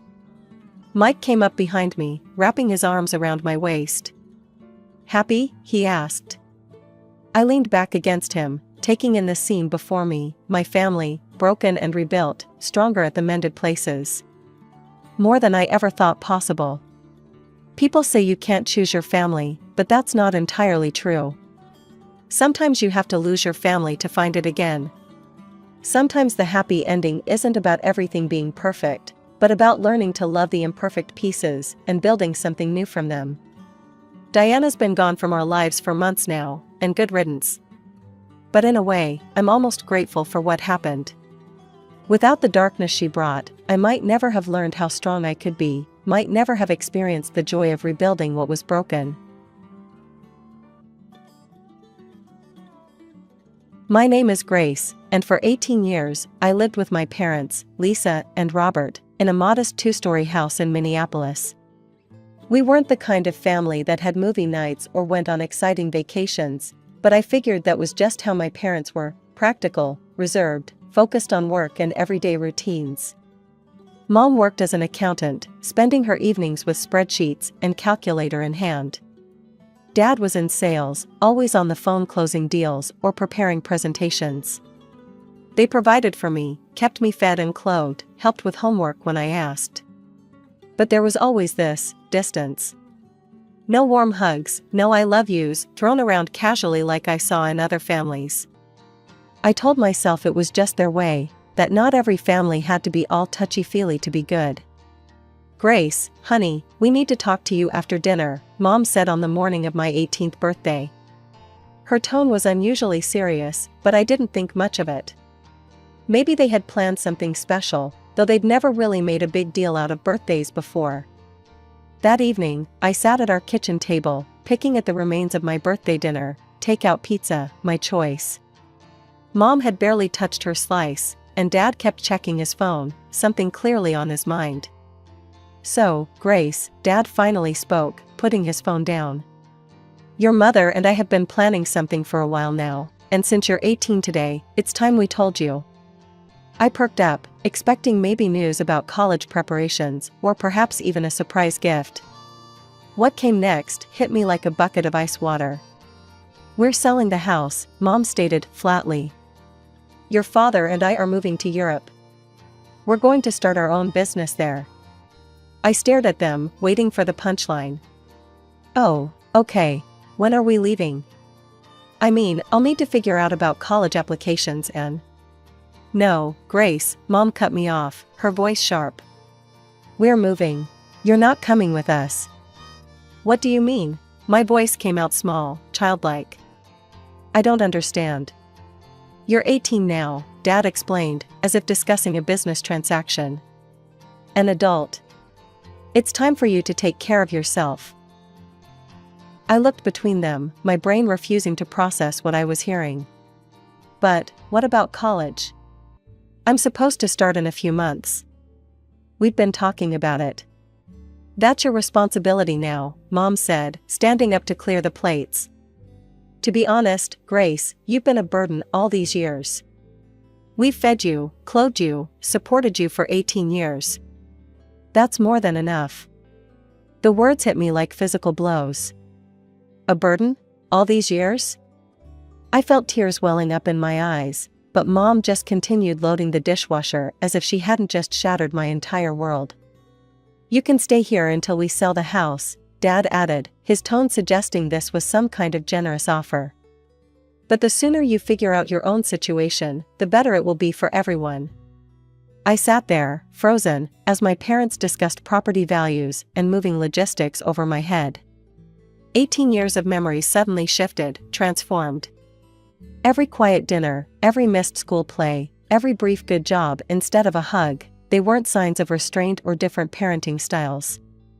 They were signs that my parents had been counting down the days until they could get rid of me. The next morning, I woke up feeling like I'd been hit by a truck. My hands were trembling as I dialed Grandma Eleanor's number. She picked up on the second ring, her warm voice already making me feel a little less lost. "Gracie? Is everything okay, sweetheart? You never call this early." I could barely get the words out, but somehow I managed to tell her everything: the birthday dinner, their announcement, Mom calling me a burden. With each detail, I heard Grandma's breathing getting heavier on the other end of the line. "Those absolute," she muttered something under her breath I'd never heard her say before. Then, in a stronger voice, "Pack your bags, Gracie. You're coming to live with me." Right now. I didn't need to be told twice. I grabbed my largest suitcase from the attic and started throwing in everything I could think of: clothes, photos, my laptop, the few pieces of jewelry I owned. My hands were shaking so badly I could barely zip the suitcase closed. Downstairs, Mom and Dad were still talking about property values. They barely looked up when I dragged my suitcase past them and out the door. No goodbye, no questions about where I was going. Nothing. Grandma was waiting on her front porch when I pulled into her driveway. She wrapped me in one of her bear hugs, the kind of hug I'd always wished I'd get from Mom, and led me inside the cozy house I'd visited so many times before. Over cups of her famous hot chocolate, with extra marshmallows, just like when I was little, Grandma laid out her plan. "First things first, you're going to college," she declared, her tone leaving no room for argument. "I've got savings, and they're going to good use sending my grandbaby to school." "Grandma, I can't take your money." "You're not taking anything, I'm giving it." She reached across the table and squeezed my hand. "And there's something else you should know. I'm changing my will." I looked up, surprised. Grandma's expression was fierce. "This house, my savings, everything's going to you, Gracie. Not a single penny to your mother. This house isn't much, but it's paid for. The savings aren't millions, but they're enough. It'll all be yours." Later that evening, as we sat in her small but immaculate living room, Grandma brought up one more point. "We need to agree on something, Gracie," she said carefully. "I think it's best if we keep the details of all this between ourselves. No need to air dirty laundry to the rest of the family." I nodded, understanding immediately. "I don't want to talk about it anyway." "Good," Grandma said, patting my hand. "Let them think what they want. We know the truth, and that's what matters." College life fell into a comfortable routine. Each morning, I'd wake up to the smell of Grandma's coffee and the sound of her humming in the kitchen. We'd have breakfast together before I headed to my classes, and in the evenings, I'd tell her about my day while she worked on her crossword puzzles. Occasionally, relatives would drop by to visit Grandma. During one such visit, Aunt Sarah mentioned casually, "Oh, did you hear? Lisa and Robert finally made it to Europe. Opened some kind of business there, I hear." I just nodded and excused myself to study. I didn't want to know more. What was harder to handle were the comments about my independence. They came regularly, wrapped in admiration, that made me want to scream. "You're such a strong young woman, Grace," Uncle Mike said during one visit. "Taking charge of your life, moving out on your own. Very mature of you." "It's admirable how you decided to make your own way," Cousin Rachel chimed in. "Not everyone your age would choose independence over living with their parents." Each time, I'd force a smile and change the subject. It didn't take long to figure out the story my parents had spun: their driven, independent daughter, so eager to strike out on her own that she'd moved out right after high school. It was easier to let everyone believe it. The truth hurt too much to share. Then came the worst day of my life. Grandma had been feeling tired for weeks, but we both brushed it off as just age catching up with her. By the time we realized it was more than that, it was too late. The doctor said words like aggressive and advanced stage, and before I knew it, I was holding her hand in a hospital room, watching her slip away. "You're the best thing that ever happened to me, Gracie," she whispered one night, her voice weak but her eyes clear. "Don't you ever forget that." She died 3 months later, a year before I was set to graduate. The funeral was small but well attended by family. Everyone came except my parents. Aunt Sarah told me they'd been informed but said they couldn't make it back from Europe on such short notice. I graduated with honors the following year, clutching my diploma and fighting back tears because the one person I wanted to see me walk across that stage wasn't there. But Grandma had prepared me for everything, even her absence. Thanks to her generosity, I had options. I used some of the inheritance to buy a lovely apartment closer to downtown, where I'd landed a job at Preston and Associates investment firm.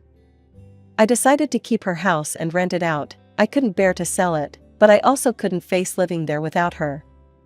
Life has a funny way of surprising you when you least expect it.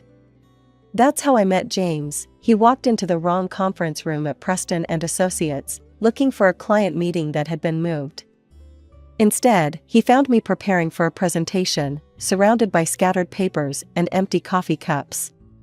Either this isn't the Thompson meeting, or they've really changed their marketing strategy, he joked, gesturing at my chaos.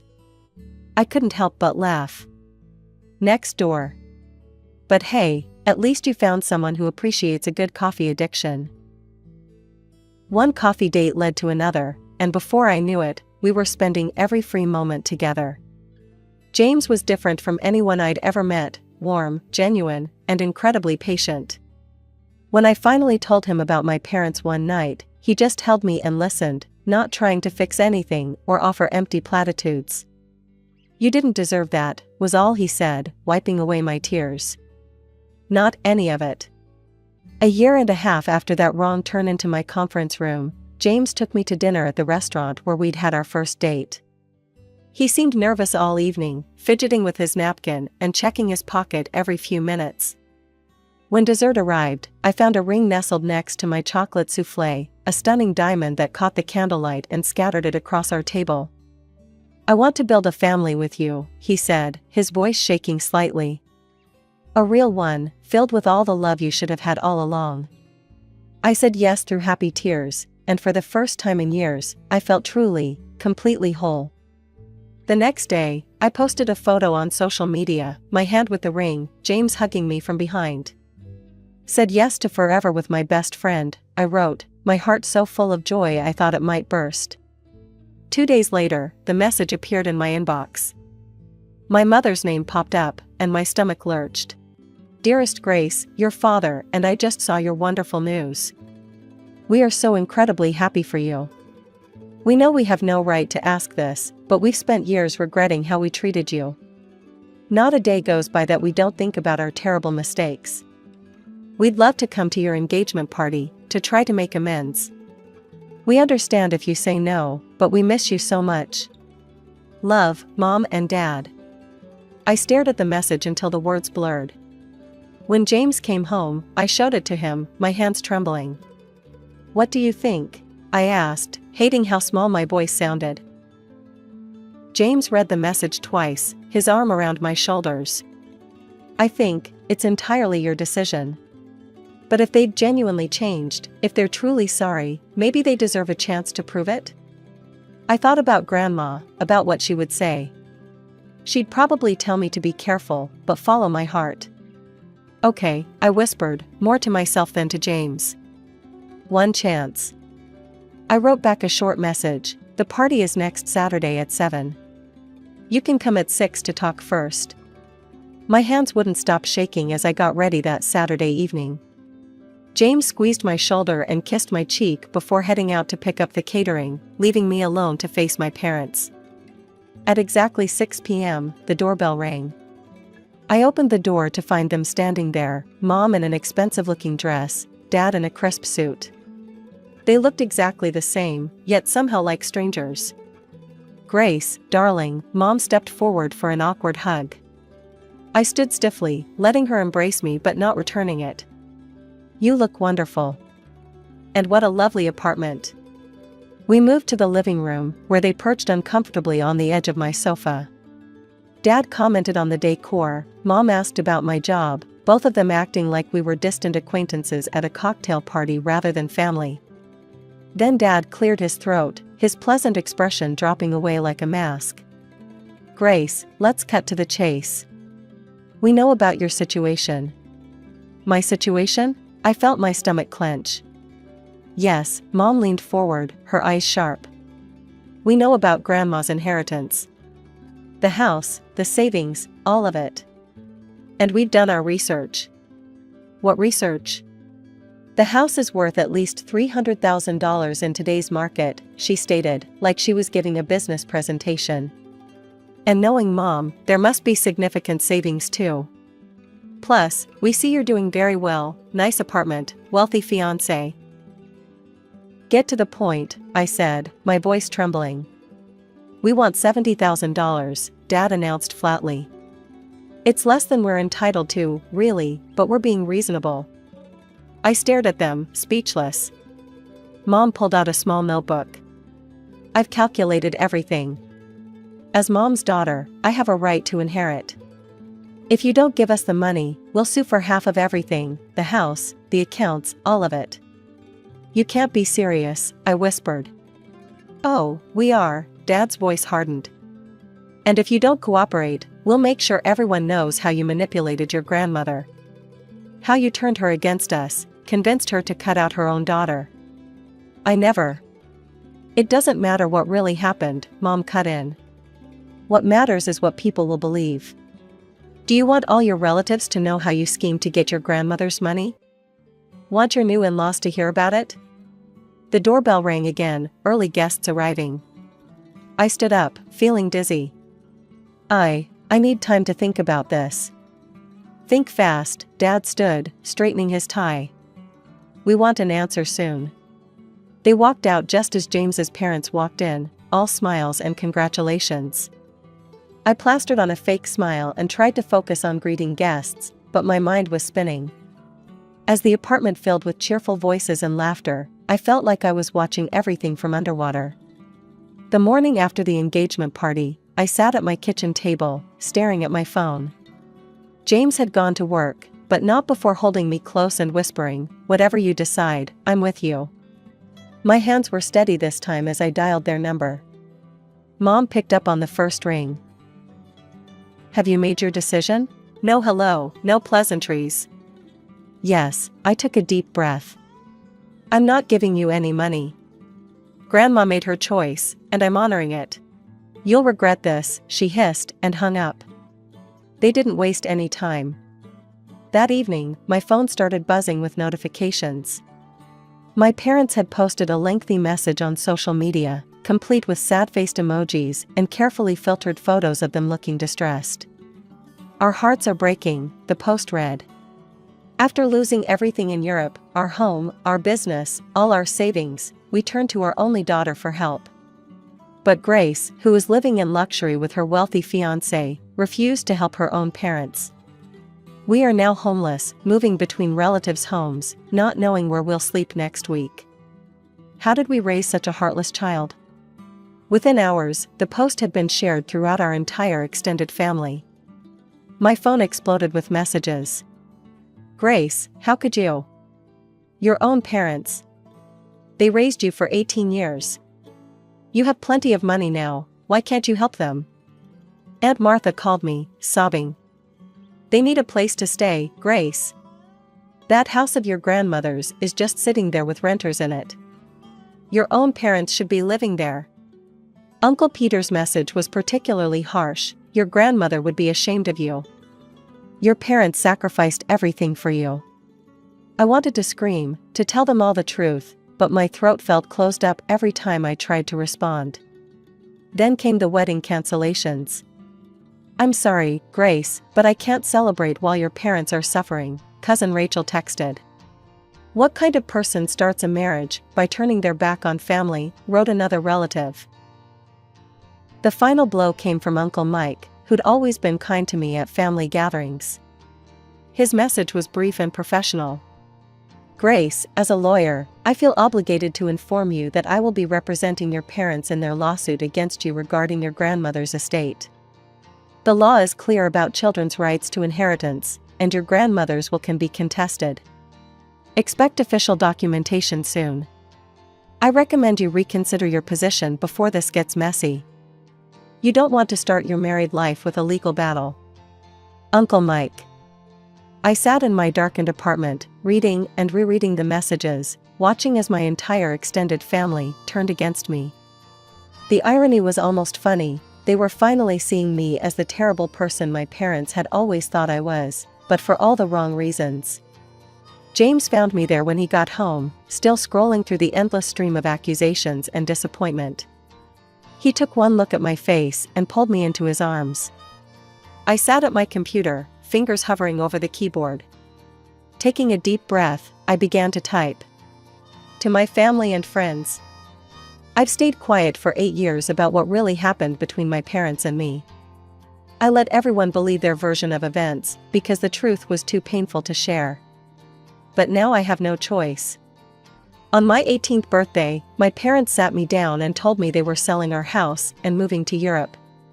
They informed me I wouldn't be coming with them. "You've been a burden for 18 years, my mother said. That's more than enough." They refused to help with college, refused to support me in any way. I was given until the house sold to figure out my own situation. I didn't choose independence as they claimed. I was abandoned. Grandma Eleanor took me in that very night. She gave me a home, paid for my education, and showed me what unconditional love really means. Now my parents are back, demanding $70,000 and threatening to sue me for half of Grandma's inheritance. They're threatening to destroy my reputation if I don't comply. But Grandma, being the wise woman she was, saw this coming. My hands were shaking as I uploaded the video file beneath my post. Grandma's face filled the screen, looking tired but determined, sitting in her hospital room. Her lawyer, Mr. Thompson, was visible in the background. "Lisa," Grandma began, addressing my mother directly. "If you're watching this, it means you're trying to take what I left to Grace. I knew you would. You're my daughter, and I love you, but your greed has poisoned your heart. I, Eleanor Marie Sullivan, being of sound mind and clear judgment, am recording this message in the presence of my attorney. I want to state explicitly why I've chosen to leave everything to my granddaughter, Grace. 8 years ago, you and Robert threw your own child away like she meant nothing. You refused to help with her education, refused to give her any support. You called her a burden. A burden. Your own daughter, who I watched you bring into this world. Grace never told anyone what you did. She kept your secret, even when relatives praised you for raising such an independent daughter. She protected your reputation while you abandoned her. I'm leaving my house, my savings, and everything I own to Grace. Not because she manipulated me, as I'm sure you'll claim, but because she showed more character in her pain than you've shown in your entire life. This is my final decision, made with full mental capacity and witnessed by my lawyer. Grace is my sole heir. That's all I have to say." The video ended with Grandma's lawyer confirming the date and circumstances of the recording. I added a final line to my post. "I've kept this video private for years, respecting Grandma's wishes to avoid family drama. But now that my parents are threatening legal action and spreading lies, I have no choice but to share the truth. I'm sorry you all had to find out this way." With trembling fingers, I clicked post. The responses started flooding in within minutes of my post. The first call came from Uncle Mike. "Grace, his voice cracked. "I had no idea. My God, I'm so sorry. I'm withdrawing from the case immediately. What they did to you." Aunt Sarah called next, sobbing. "That birthday dinner. I remember bringing you a gift the next week, but your parents said you'd moved out. They seemed so proud of your independence. How could they?" The family group chat exploded with messages of shock, support, and apologies. Cousin Rachel, who'd canceled her RSVP just days ago, wrote a long message.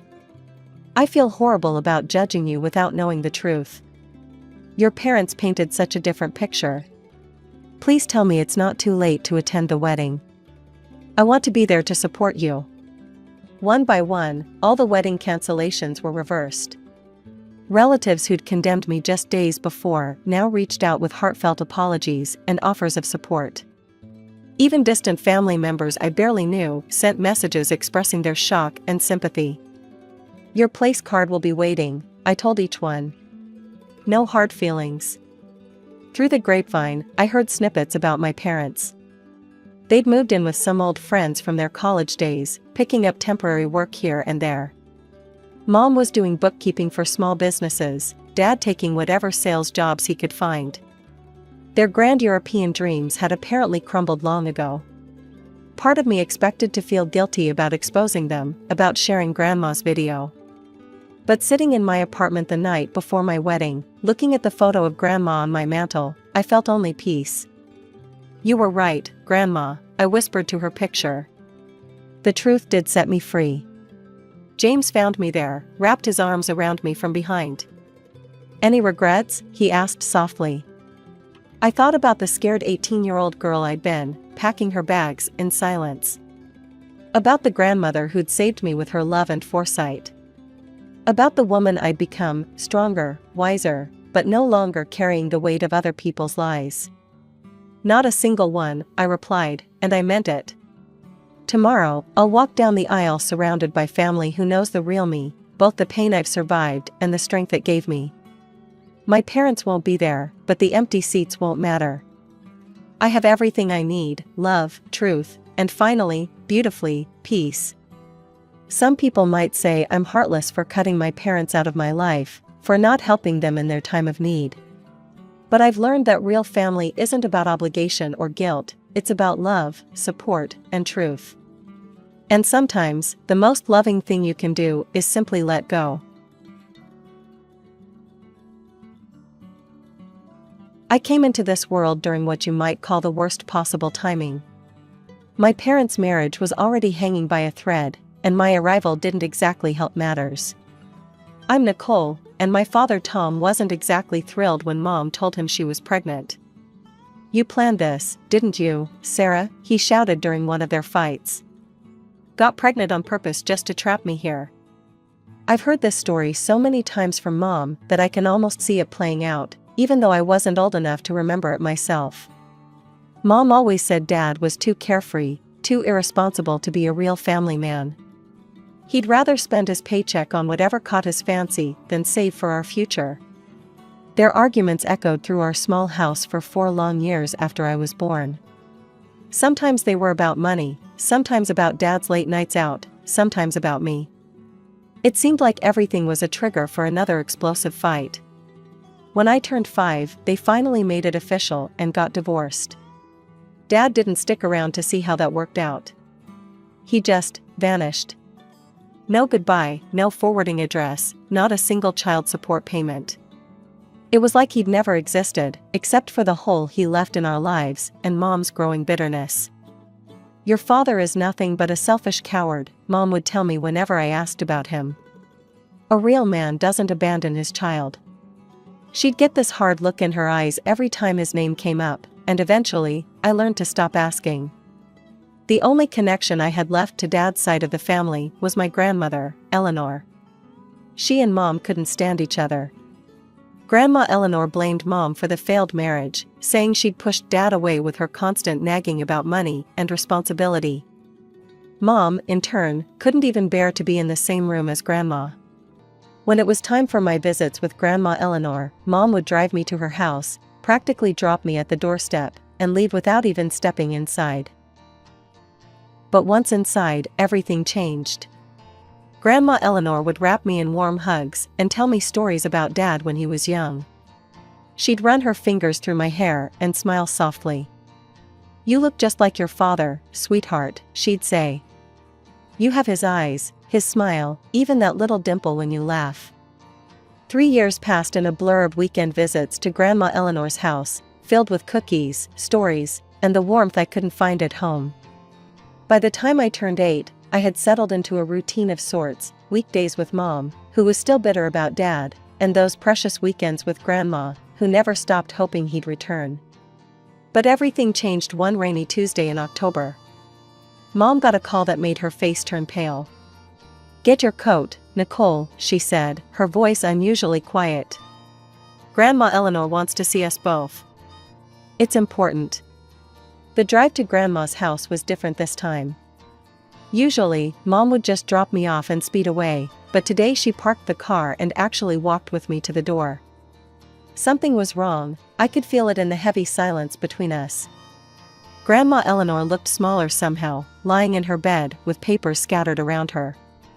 Her usually perfectly styled silver hair was messy, and her face had a grayish tinge that scared me. But she smiled when she saw us, reaching out her thin hands.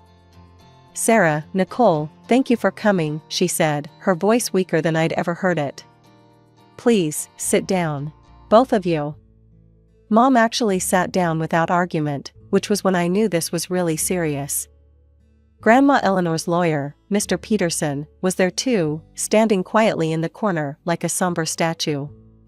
"I need to discuss something important," Grandma said, looking first at me, then at Mom.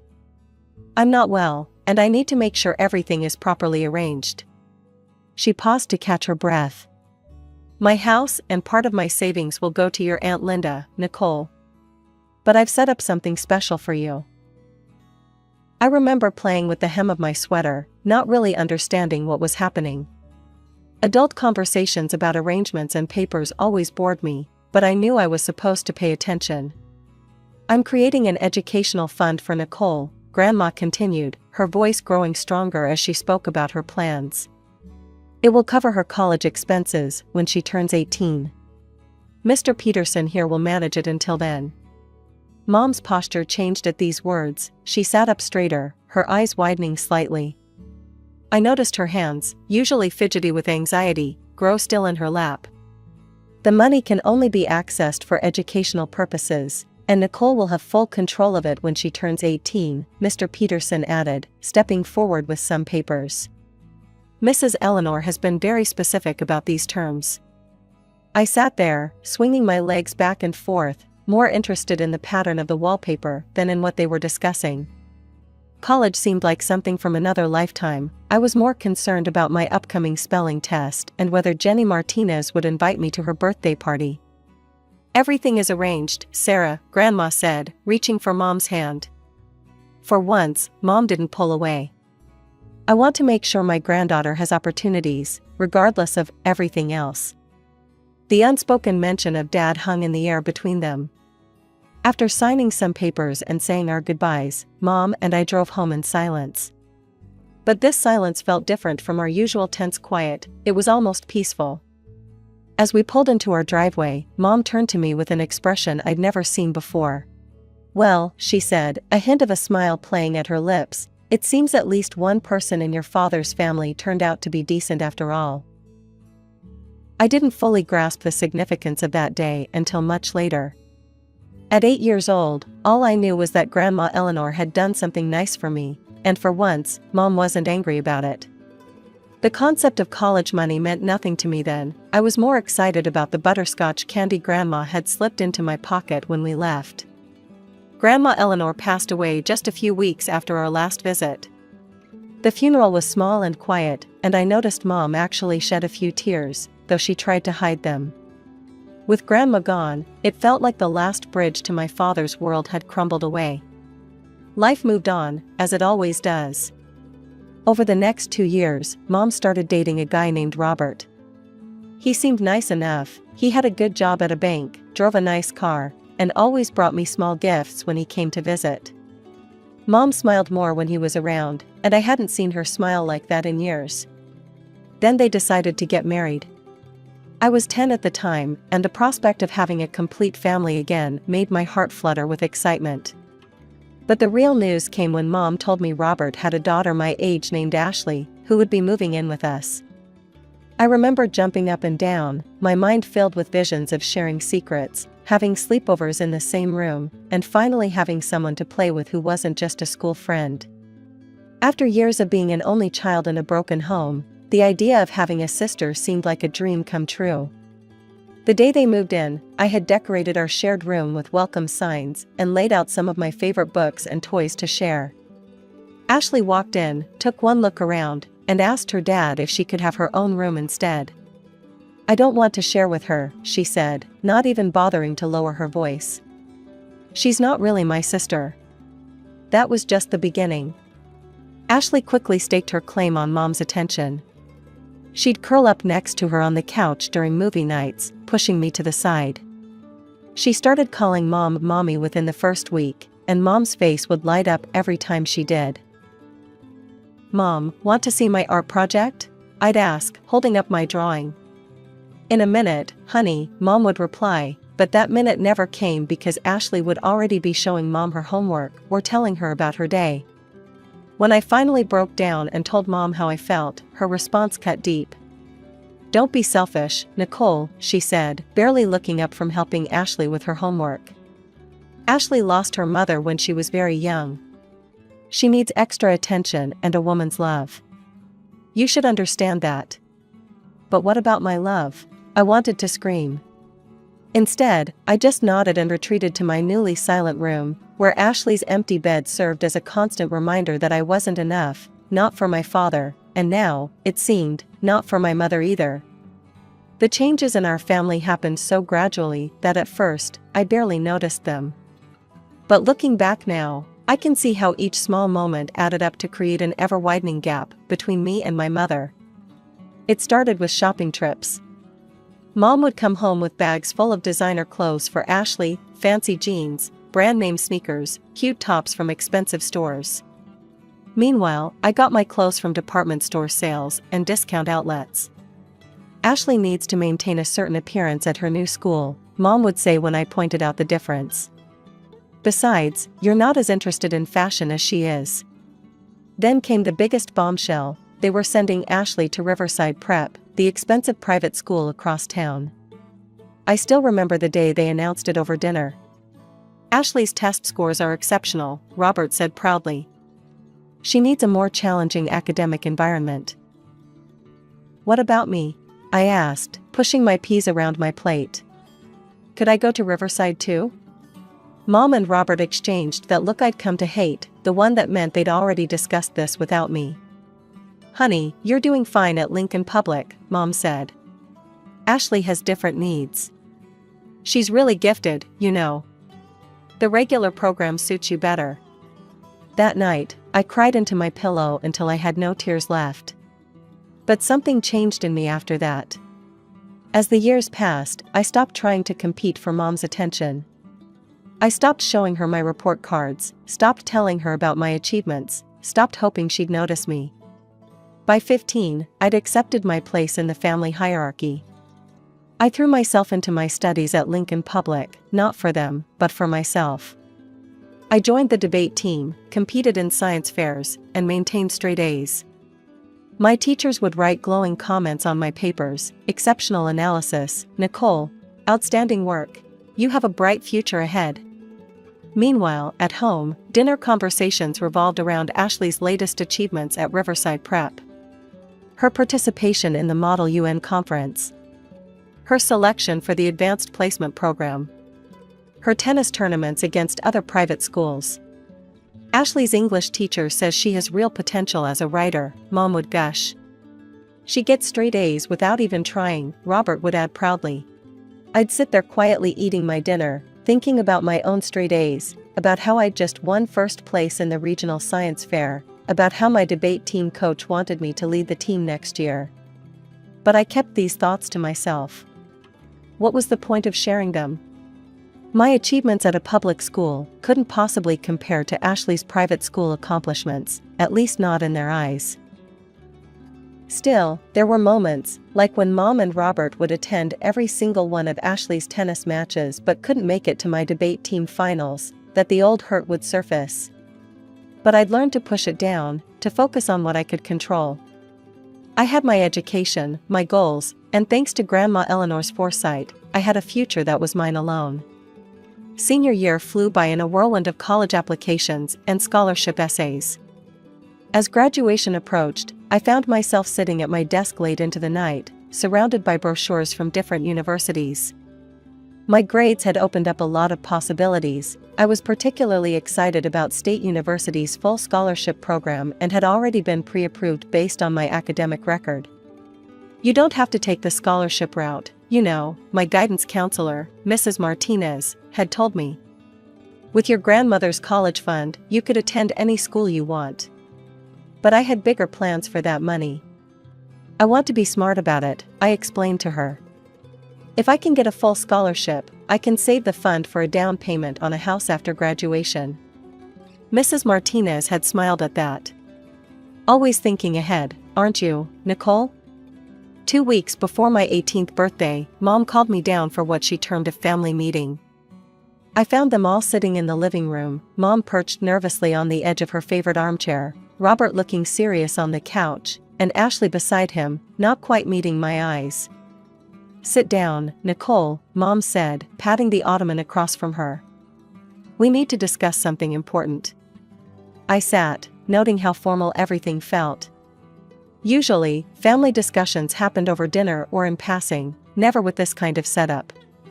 As you know, Mom began, Ashley is graduating this year too. She paused, glancing at my stepsister. We'd been looking at colleges. I got accepted to Princeton, Ashley interrupted, finally looking at me. It's my dream school. That's, congratulations, I said, not sure why this required a family meeting. The thing is, Robert jumped in, even with Ashley's excellent education at Riverside Prep, her grades don't quite qualify her for a full scholarship. Mom leaned forward. We've spent so much on her private school education, and it's been worth every penny, but we just don't have the resources for Princeton's tuition. I sat there, still not understanding why they were telling me this. Then Mom dropped the bomb. We were hoping, since you have your grandmother's college fund, you might be willing to share it with Ashley. The room went silent. I stared at Mom, waiting for her to say she was joking. But her face remained serious, expectant even. Share my college fund? I repeated slowly. The one Grandma Eleanor set up specifically for my education? You're getting a full scholarship anyway, Ashley said, as if this justified everything. You don't even need the money. We're family, Mom added softly. Family helps each other. I sat there, feeling like I'd been punched in the gut. The college fund, my safety net, my future, my grandmother's last gift to me, they wanted me to hand it over to Ashley. The same Ashley who'd spent years making sure I knew I wasn't really family. The same Ashley who got everything while I got the leftovers. No, the word came out of my mouth before I could even process the full weight of what they were asking. Absolutely not. What do you mean, no? Mom's voice took on that sharp edge I'd grown to know so well. I mean no. This money was left to me by my grandmother. It's mine, and I'm going to use it for my future. Robert's face turned red. Do you hear how selfish she sounds, Sarah? This is exactly what I've been talking about for years. I couldn't help but let out a bitter laugh. Selfish? That's rich coming from you guys. Watch your tone, young lady, Robert snapped. You've always been jealous of Ashley. Always trying to compete with her, and now you're taking your revenge by denying her a chance at a good education. The absurdity of his statement made me laugh again, though there was no humor in it. Jealous? Of what exactly? Of how you've given her everything while treating me like an afterthought? And by the way, if she's as brilliant as you've always claimed, why didn't she earn a scholarship like I did? Ashley's face crumpled, and tears started streaming down her cheeks. She jumped up from the couch and ran upstairs, her dramatic exit punctuated by the slamming of her bedroom door. How dare you? Mom's voice was quiet, dangerous. How dare you be so cruel? Cruel? I'm being cruel? I stood up, my hands shaking. You're the ones trying to take away my college fund. Mom stood too, her face hard. Well, then, let me make this very clear. You have 2 weeks until your birthday to change your mind. If you don't agree to share that money with your sister, you can find somewhere else to live. The floor seemed to tilt under my feet. What? You're kicking me out? This is my house too. No, Nicole, it's not. Mom's voice was cold. This house is in my name. You'll be 18, an adult. I'm not legally obligated to support you anymore. I can't believe this, I whispered. I can't believe you're choosing her over me. Again. You're choosing money over family, Robert shot back. Family? I practically spat the word. When have you ever treated me like family? They had no answer for that.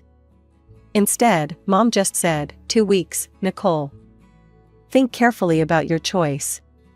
The next 3 days were like living in a ghost town where I was the only ghost. No one spoke to me at breakfast. My questions at dinner were met with silence. Ashley acted like I was invisible, and Mom and Robert treated me like an unwelcome houseguest who had overstayed their welcome. I ate my meals in my room, spent my free time at the library, and tried to make myself as scarce as possible. But every night, lying in my bed, I could hear them in the living room, talking, laughing, watching TV together. A happy family of 3, with no room for a fourth. For days after that disastrous family meeting, I called Mr. Peterson, my grandmother's lawyer. My hands were shaking as I dialed his number, but his warm, familiar voice helped calm my nerves. "Nicole, I was just thinking about you. Your 18th birthday is coming up soon." "Yes, Mr. Peterson, that's actually why I'm calling." I took a deep breath and told him everything, the demand for money, the ultimatum, all of it. He listened quietly until I finished, then cleared his throat. "Those funds are legally yours to control the moment you turn 18, Nicole. Your grandmother was very specific about that. And frankly, I think she suspected something like this might happen someday." "What do you mean?" "Let's just say, she knew her son's ex-wife very well." He paused. "Now, about your living situation. Look, here's what I suggest. Pick your college first, preferably one in a different city, then find an apartment nearby. I can help you with the paperwork. You won't be able to access the funds until your birthday, but we can get everything set up in advance." I spent that afternoon researching apartments near State University, where I'd already been accepted with a full scholarship. By evening, I'd found a small but decent place, just a 10-minute walk from campus. The landlord, Mrs. Chen, was willing to hold it for me with just a promise of payment on my birthday. For the next week, I quietly packed my life into boxes, one small piece at a time. I didn't want anyone to notice what I was doing. Each night, after everyone was asleep, I'd pack another box and hide it in my closet. Photos, books, clothes, my life condensed into cardboard containers. On the morning of my 18th birthday, Mom cornered me in the kitchen. "Well," she asked, arms crossed. "Have you made your decision?" I looked at her, really looked at her, and felt strangely calm. "Yes, I have. The answer is still no." "Then you know what that means." Her voice was hard. "I want you out of this house today." "Okay," I said simply. I think my calm acceptance threw her off. She probably expected tears or begging. Instead, I went upstairs, got my pre-packed boxes, and called the taxi I'd scheduled the day before. 20 minutes later, I was turning the key in the lock of my new apartment. The first thing I did was call Mr. Peterson, who had all the paperwork ready. By noon, I had access to my grandmother's fund. By 1 o'clock, I'd paid my first month's rent and security deposit to Mrs. Chen. That afternoon, I walked to the local coffee shop where I'd applied for a job the week before. The manager, Mike, had already agreed to hire me for the summer before college started. My apartment was small, just a studio with a kitchenette, but it was mine. That night, as I sat on my newly purchased air mattress, eating takeout and watching the sunset through my single window, I felt something unexpected: freedom. 2 weeks into my new life, I was scrolling through Facebook during my coffee shop break when my phone started buzzing with notifications. Friends from high school were messaging me, "Have you seen your mom's post? Are you okay? What's going on?" With shaking hands, I pulled up Mom's page and there it was, a long, dramatic post about ungrateful children and family loyalty. "My daughter has broken our hearts," she wrote. "After everything we've done for her, she selfishly refused to help her sister get a college education. Instead, she's hoarding money from her grandmother while her sister's dreams are put on hold. I never thought I'd raise such a selfish, heartless child." The comments below were worse. Relatives I barely knew were chiming in, "How could she be so ungrateful? Family should come first. What a spoiled brat." I sat there in the break room, my coffee getting cold, as anger and hurt battled inside me. Then something snapped. If Mom wanted to air our dirty laundry on social media, fine. Let's tell the whole story. I opened my laptop and started typing. Since my mother has chosen to make our private family matters public, let me share my side of the story. Yes, I refused to give my stepsister my college fund, money that my grandmother specifically left for my education. What my mother forgot to mention is that she gave me an ultimatum: either give up my inheritance or get kicked out of the house. On my 18th birthday, she followed through on that threat. I was forced to move out because I wouldn't give away money that legally belonged to me. For years, I watched as my stepsister got private school education while I went to public school. I watched as she got expensive clothes while I got department store leftovers. I worked hard, got straight A's, and earned a full scholarship to college, something I'm proud of. But apparently, that wasn't enough.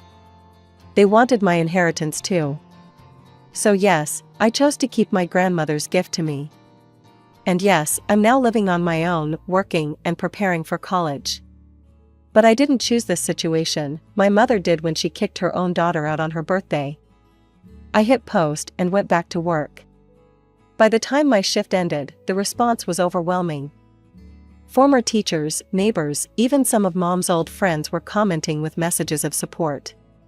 People who'd known our family for years started sharing stories of how they'd noticed the favoritism but never said anything.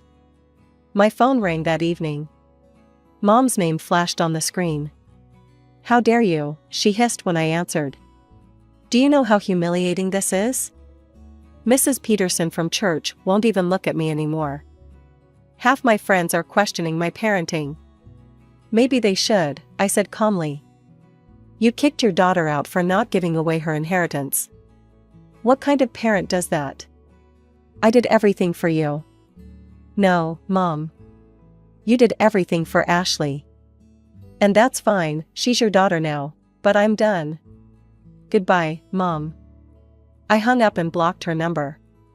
Then I blocked her on all social media, along with Robert and Ashley. It was surprisingly easy, like cutting away dead weight I'd been carrying for years. Now I'm in my first semester at State University, studying business management. My small apartment feels more like home every day. Sometimes I think about them, Mom, Robert, and Ashley, but those thoughts come less and less often. Grandma Eleanor's picture sits on my desk, and sometimes I swear she's smiling at me with pride. She knew, somehow, that I'd need this money not just for education, but for freedom. She gave me the means to choose my own path, and I'll never forget that.